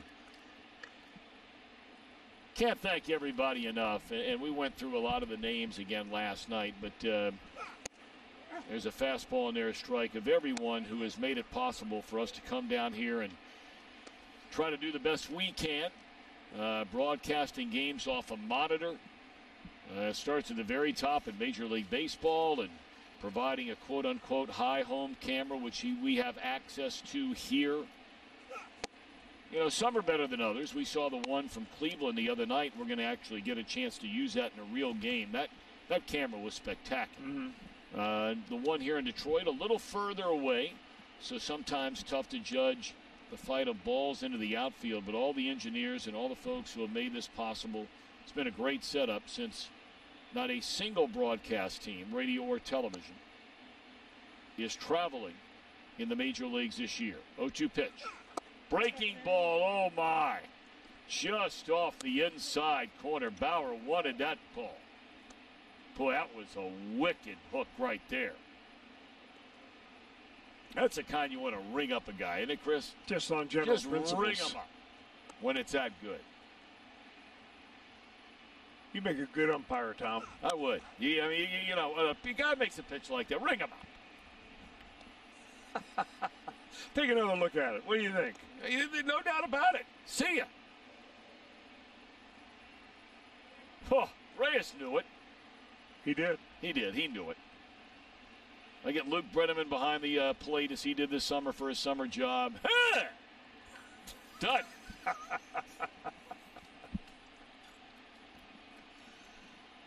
1-2 the count. Fastball at 95. I mean, that was the most dominant inning I think that Bauer has had in the game. He has retired 7 straight. Well, here's a left-hander we made reference to a little bit earlier. We've seen him a couple of times already, and those numbers do all the talking. Not a single earned run, 8 punch-outs in 4 2/3 innings for Gregory Soto. Yeah, one of the most dominant pitchers in baseball right now, and a little surprised to see him in a game in which Tigers are losing, but they're only down by 2 and desperate for them to keep it right there. And I believe, Chris, that their game tomorrow night has already been canceled against the St. Louis Cardinals, right? Oh, I did not know that. Yeah, okay. I'm pretty sure that's right. They are off tomorrow, and they're going to pick it up with a doubleheader on Wednesday, I think. And correct me if I'm wrong, Jimmy. They were supposed to play the same kind of thing that the Reds are playing this week against the Indians, where you play 2 in one city, 2 in the other. Correct. And now all 4 of those games are going to be played in Detroit. Right, and I believe they're playing a single game on Tuesday, doubleheader Wednesday, single game on Thursday. Okay. Here's Jesse Winker getting in a bat against the left-hander. Yes, sir. Winker came on to bat for Aquino, who got 1 at-bat in this game as a designated hitter, batting in the number 8 hole. He had a run-scoring single, and then see you later. He also stole a base, did Aquino. Oh, good challenge here for Winker because deep inside he wants to be in a lineup every day, lefty or righty. So here's a chance that he gets against the lefty, although one of the toughest ones around. Cubbies, by the way, end up beating the Pirates again today. Cubs have now won 7 of their first 9. They get a base hit by Javier Baez in the bottom of the 11th inning to take care of the Pirates. Pirates slipped to 2-7 on the year, and Winker draws a walk from Soto to start the 6th inning. Well, that's, when we sized up the entire league at the very beginning of the season, Tom, that was one of the things that we made a point of, is that the teams who are going to win it are really going to take advantage of the teams who are in the lower part of the division. Pirates, man for man, on paper, aren't as good as the Cubs. They're not as good as the Reds, and this is where you need to make hay. I mean, in the midst of last year, when the Tigers were struggling so mightily, the Cleveland Indians went 18-1 against this Tiger team. That's what you're supposed to do. Yeah. I mean, maybe not 18-1, but here is Kyle Farmer, and Soto with a fastball up and away, a ball and a strike. Yeah, it looks like he's forcing it a little bit, flying his front side open, his arm dragging behind. When he's missing, he's up in the out of the zone. I mean, as smooth as he looked the other day, you start putting a little bit of innings on your arm and things begin to change. Right back 95, going to be a tough play. Juggled, throw, not going to be in time. Farmer runs pretty well. And that'll be an infield hit, I would assume, for Kyle Farmer on that slow roller to the third baseman, do-or-die play for Lugo. If he fields it first time, who knows? Yeah, once a bobble happens, I don't think you're getting anybody.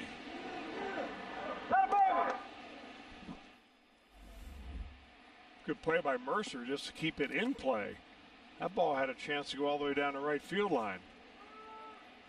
Old shortstop.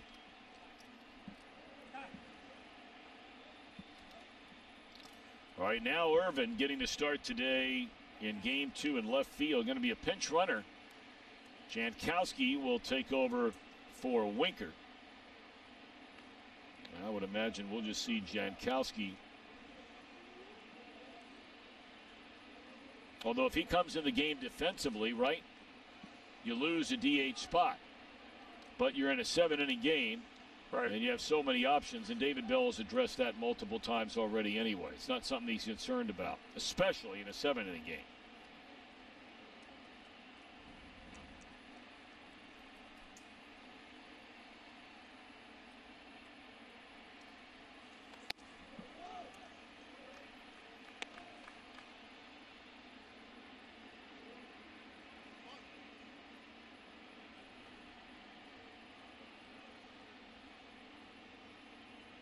Farmer with an enormous lead over there at first base. And Irvin tardy on a 97-mile-per-hour fastball, and that's popped up. And the runner will bluff going to third. Demerit fires on one hop to the third baseman. That's the first out of the inning. 0 for 4 today for Phillip Irvin.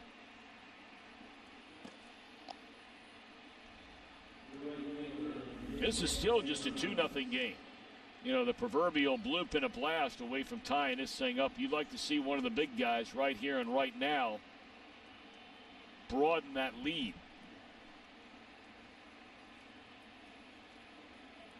The Reds, we are told, do not have any activity in their bullpen. And, you know, DeSclafani making his first start of the year was lifted after 5 incredible innings in game 1 after 64 pitches. Bauer here in his second start of the year after warming up last night and being shut down is right around 90 pitches through 5 innings. Dominant effort as well, like DeSclafani. 1-0 to Castellanos. 2-0.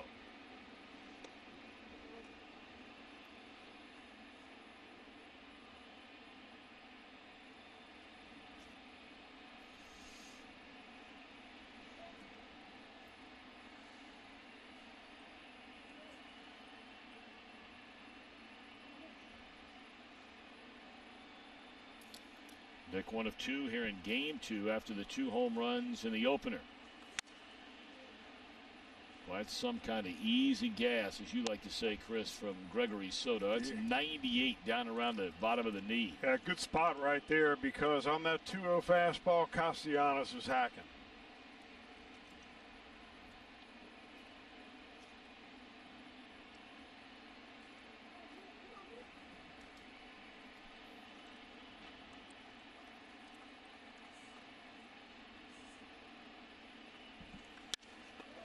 Shot down to right field. Oh, no, what a play by Demerit.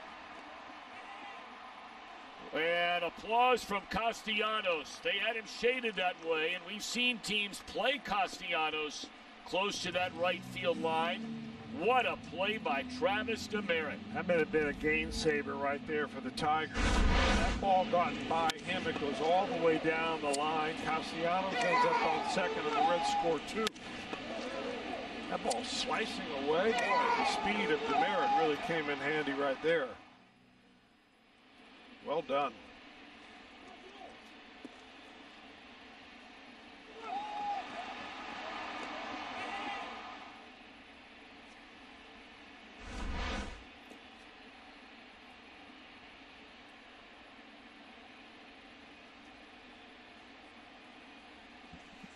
All right, so now Eugenio Suarez, a batter.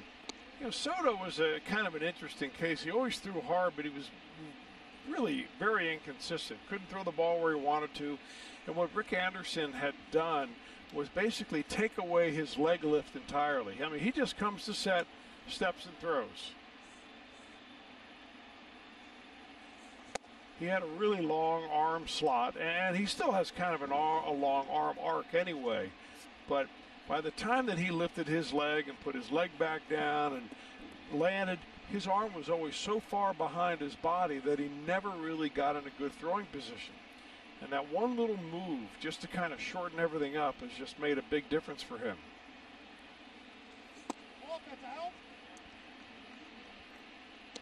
Well, like Bauer in the last half inning with a breaking ball, Soto wanted that.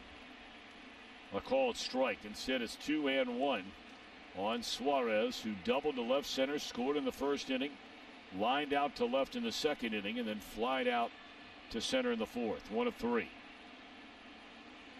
2-0 game with 2 on and 2 out in the sixth. And that's lined into left field. That's just tough luck hitting right there. Great play by Demerit on the liner by Castellanos. And Suarez stunned that. It may not be reproduced or retransmitted in any form, and the accounts and descriptions of this game may not be disseminated without the express written consent of the Cincinnati Reds. Alrighty, here we go. Bottom of the sixth inning, and if you were wondering, we told you no activity from what we were told by our friends in Detroit in the Reds bullpen. So now, exactly 90 pitches through 5 innings. That's nearly 30 more than we saw in the first game from Anthony DeSclafani. He was lifted at the end of 5. Now, it was his first start of the year, coming off an injury. But Bauer's still in there. And Bauer, you know, is a guy that every year will throw as many pitches as almost anybody in the league. Yes. He trains himself for this. I mean, he doesn't fatigue. He certainly didn't look like he was tired last inning. Another 1, 2, 3 inning. Had back-to-back those.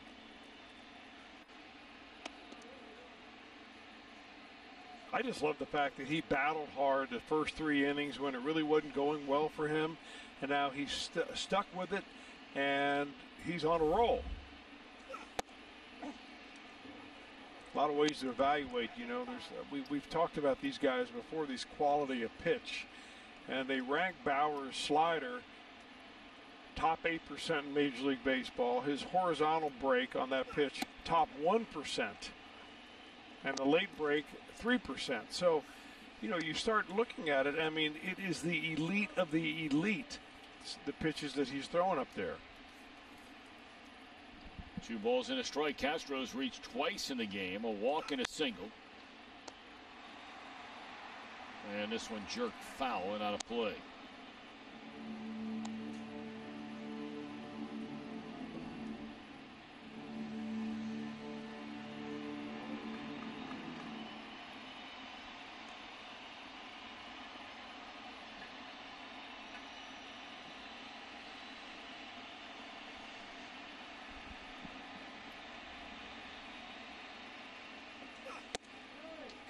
And that is strike 3 called, the 5th strikeout of the game for Trevor Bauer.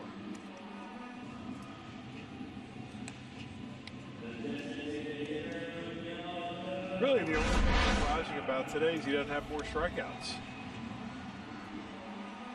And Castro just frozen on that one. I'm still in a state of shock that Nico Goodrum is not in this lineup today. I mean, I just can't believe it.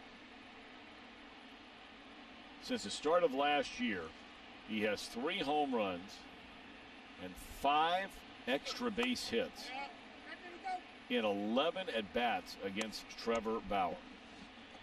He started game 1, did not start game 2. Now, obviously, it doesn't guarantee he's going to continue that hot hitting against Bauer, but you know one thing, when he went up there, he was going to be confident. That'll take care of Cabrera on a weak roller to the right side. And the first 2 set down by Bauer here in the 6th inning. And remember, this is a 7th inning game. I know some of you heard that multiple times today. But for those that maybe didn't hear the news about the new rules in Major League Baseball, and we're going to have a lot of doubleheaders this year, they're going to be scheduled for 7-inning games, not 9-inning games. So we're basically looking at 2 gone in the 8th inning right now.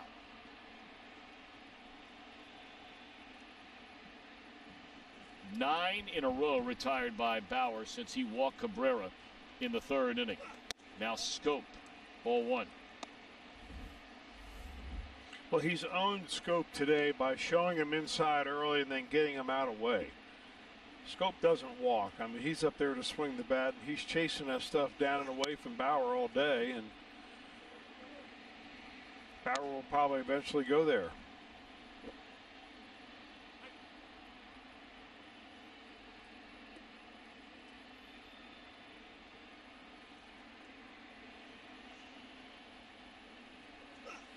Breaking ball bounces up there. And a count of 2-1 on Scope.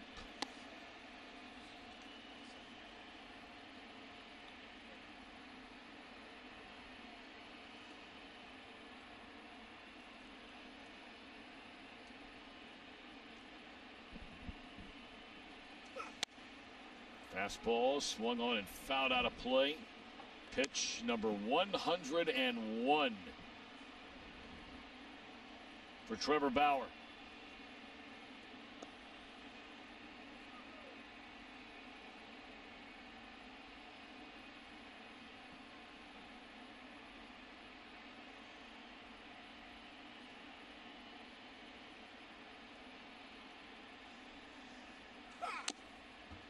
Had a little extra oomph. That when he cut it loose, you could hear him grunting and groaning from our microphones behind the plate, as we have through most of the day.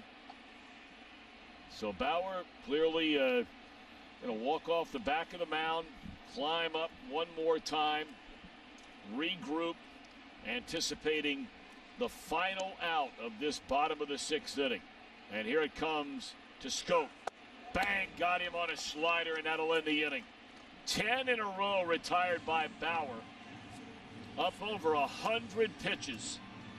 And he's shutting them out on 2 harmless singles. Last base runner into third. Bauer dealing again. Clubs his 658th career home run. My, oh my. He is too shy of matching the great Willie Mays. And Chris, the old fella is still slamming. Yeah, that was a grand slam. I would not call that a cheapie. No. Not when it comes off there at 107. And that's over a pair of bullpens that run parallel beyond that left field wall. StatCast brought to you by Google Cloud. So Soto works an inning, allows a hit and a walk, no runs. And here's Davidson against Garcia. Reds lead 2-0 in the 7th inning of a scheduled 7-inning game. Now the question is, Bauer's retired 10 in a row. There's not been a single ball that left the infield, since a hit by Castro back in the 3rd inning. Bauer is up over 100 pitches in the game. Does David Bell leave him out there for the 7th inning? And it would be officially a complete game if he went 7.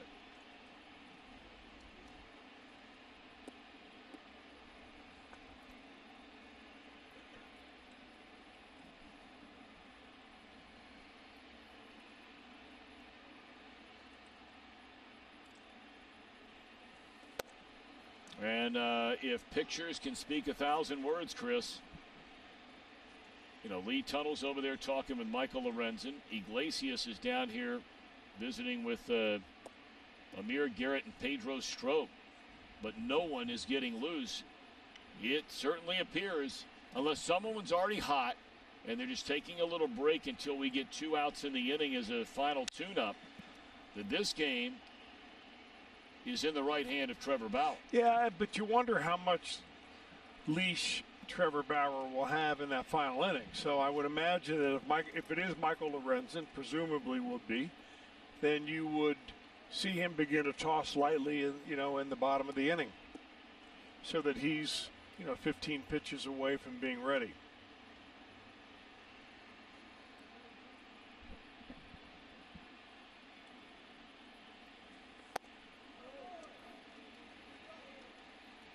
Well, remember the first start of the year by Bauer against these Tigers.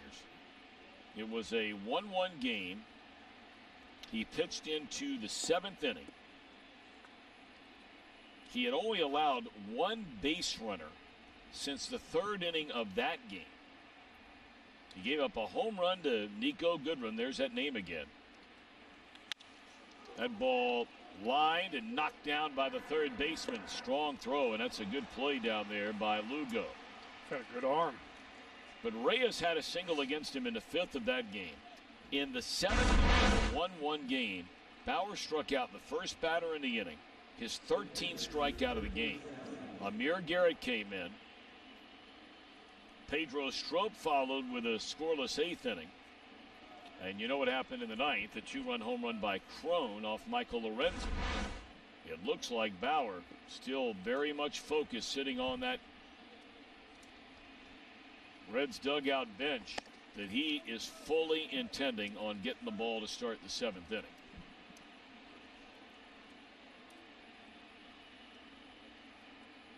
And if you're looking ahead to the Detroit 7th, they would have Stewart, Mercer, Demerit, and Goodrum somewhere on that bench. Although, who knows? You know, maybe something happened to Goodrum in game 1 that we don't know about, and maybe he's unable to go. Because it would make zero sense, none, N-U-N, none, that he would not be in this lineup against Bauer.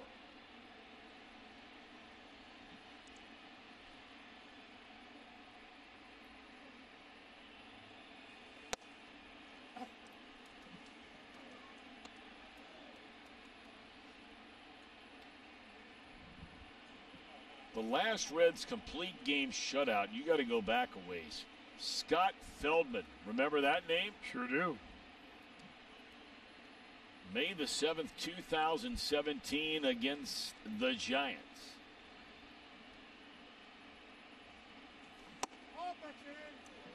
Wasn't he in the Jake Arrieta trade with the Orioles with the Cubs? I think you're right. Yeah. I think you're right. Because some of the Cubs players objected to that trade. They said, who is this guy Arrieta? Came over and did pretty well for the Cubs. I think he won a Cy Young there. Yeah. Right, through a no-hitter. Helped them win a World Series.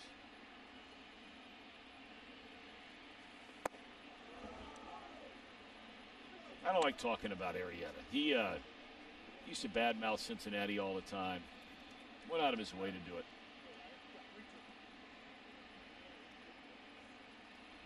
But he could pitch. I guess his career is kind of hanging in limbo now, right? Arrieta, through all the injuries he sustained. Yeah, I don't know. Here's a 3-2. Oh, boy, did that get him? Yep, sure did. We saw in the first game Mike Moustakas get drilled by a pitch. He was, quote-unquote, hurting and unable to get out there in game 2. Oh.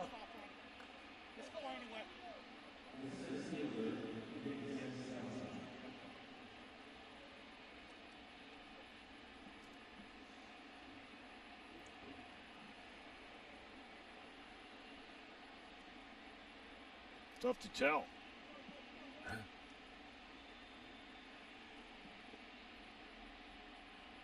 Here's Senzel.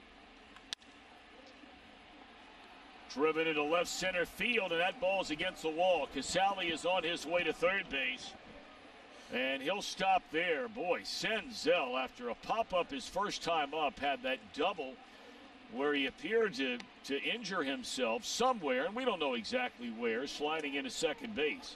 But we wondered about him coming back his next 2 times up. He's lined out to center, and now this double. Well, he's swinging the bat better than anybody in his ball club. I mean, he doesn't have everything to show for it that, say, Nick Castellanos does. But, I mean, he's making solid contact every time. He has not had a fastball thrown by him in about a week. All right, so now a big, big, big chance for Mr. Colon. Double, stole the base, scored a run in the second, has since popped to left and grounded out to short. And a ground ball into center field to bring in a couple of runs. Christian Colon getting a rare start and a 2-hit game, and good for that young man. We talked about what a great guy he is. And Colon, a 2-run single to make it a 4-0 game. Congratulations. This guy's a great dude. He really is. And he adds a lot. You know, he's one of those players, Tom, because he spent so much time in the minor leagues. He so appreciates being here. Yes. And You know, he had a good year at AAA last year. Had 10 home runs. He stole a bunch of stolen bases for him, 24 of them. Plays all around different positions.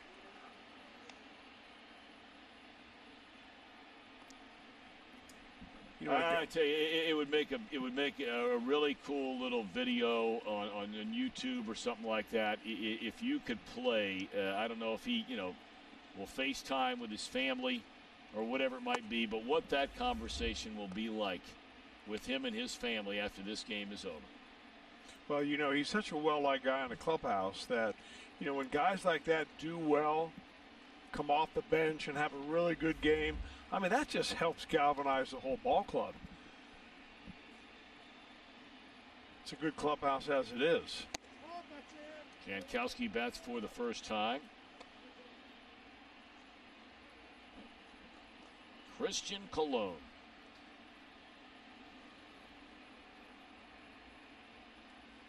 That is his, he had 1 run batted in with the Reds last year in his 8 at-bats.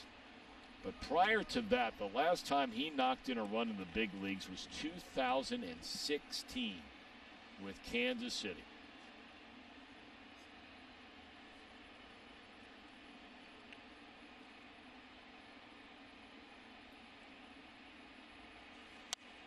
He had well over 1,000 at-bats in the minor leagues, in between trips to the major leagues. And we talked about so many times his words that, he thought about at times giving up a sport and a game and an occupation he loves so much, and decided to hang in there.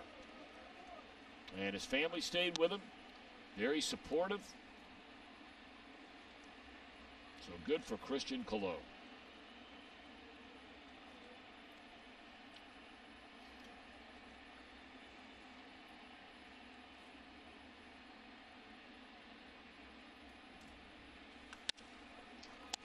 Liner to second base, throw to first, and able to get back there was Colon, not doubled off. 2 down in the inning.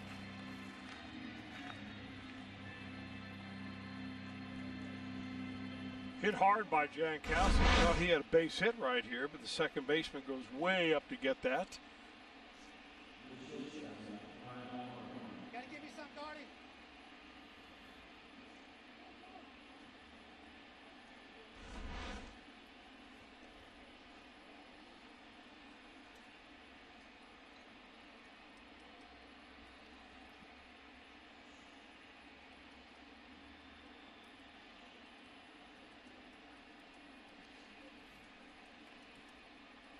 Now Farmer, and a ground ball to the shortstop.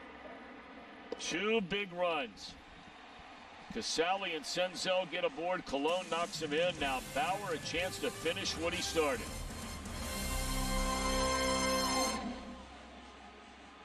Ball on Fox Sports Ohio, brought to you by Menards. Save big money at Menards on all your home improvement needs, and by your local Toyota dealer. Visit buyatoyota.com. Toyota. Let's go places. Split the Pot tickets now available online with new jackpots for every Reds series. So one begins tomorrow night. Support the Reds Community Fund. Raffle tickets available at reds5050.com. All right, here we go. Trevor Bauer looking for a complete game, and yes, it would go down in the official statistics of Major League Baseball of a complete game shutout if he can get the final 3 outs here in the 7th inning, and the first pitch is popped up into foul ground and it's out of play. Bauer has had 3 complete games in his Major League career and 1 shutout. One of those complete game shutouts came a season ago against the Tigers in Detroit, pitching for the Indians, a 9-inning 4-hitter. You know, it's more and more difficult to pitch a complete game now than ever before, because not only do you have to be good in order to go 9 innings, you also have to be very efficient, because managers just will not let you run that pitch count up like they used to. That's going to be a 2-pitch at bat right here to start the inning. Yep, it'll take care of Stewart. This has just been so impressive. But look, this is what Bauer's all about, just in case Lorenzen down there throwing. He walked the second batter of the game, and of course you backtrack to last night. He was clearly very upset. Went through his entire pregame routine, and for him, it's a lengthier pregame routine than just about any starting pitcher I can think of in Major League Baseball. Yeah, maybe the history of the game. He was really upset on social media. The game was called 8 minutes before the first pitch, after being moved from a night game to a day game after the rain out the day before, or the expectancy of rain, I should say. He walked a batter in the first, allowed a single in the second inning to Mercer. In the third, he allowed a 2-out single and a walk. He got the final out, taking care of Scope on a pop-up to the second baseman. And that starts a string of what is now 11 straight batters retired by Trevor Bauer. And still some bite and tilt on that breaking ball.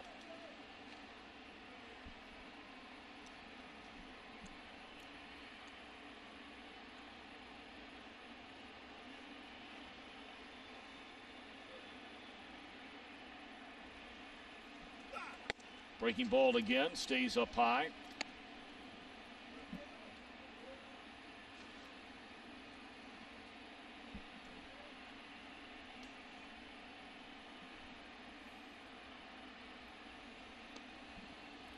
When you wake up this morning and you look at your overall record and you're thinking 2-5, as that is a strikeout for Bauer, who's now retired 12 in a row, and that's his 7th punch out of the game.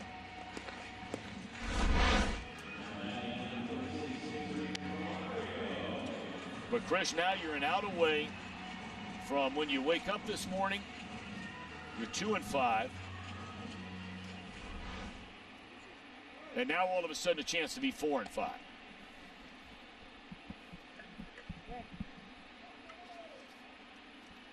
And you've got a big time week coming up. You got the Indians, very much a playoff contending team. Starting tomorrow night for 2 at Great American Ballpark. The venue will change to Cleveland, Ohio, Wednesday and Thursday nights.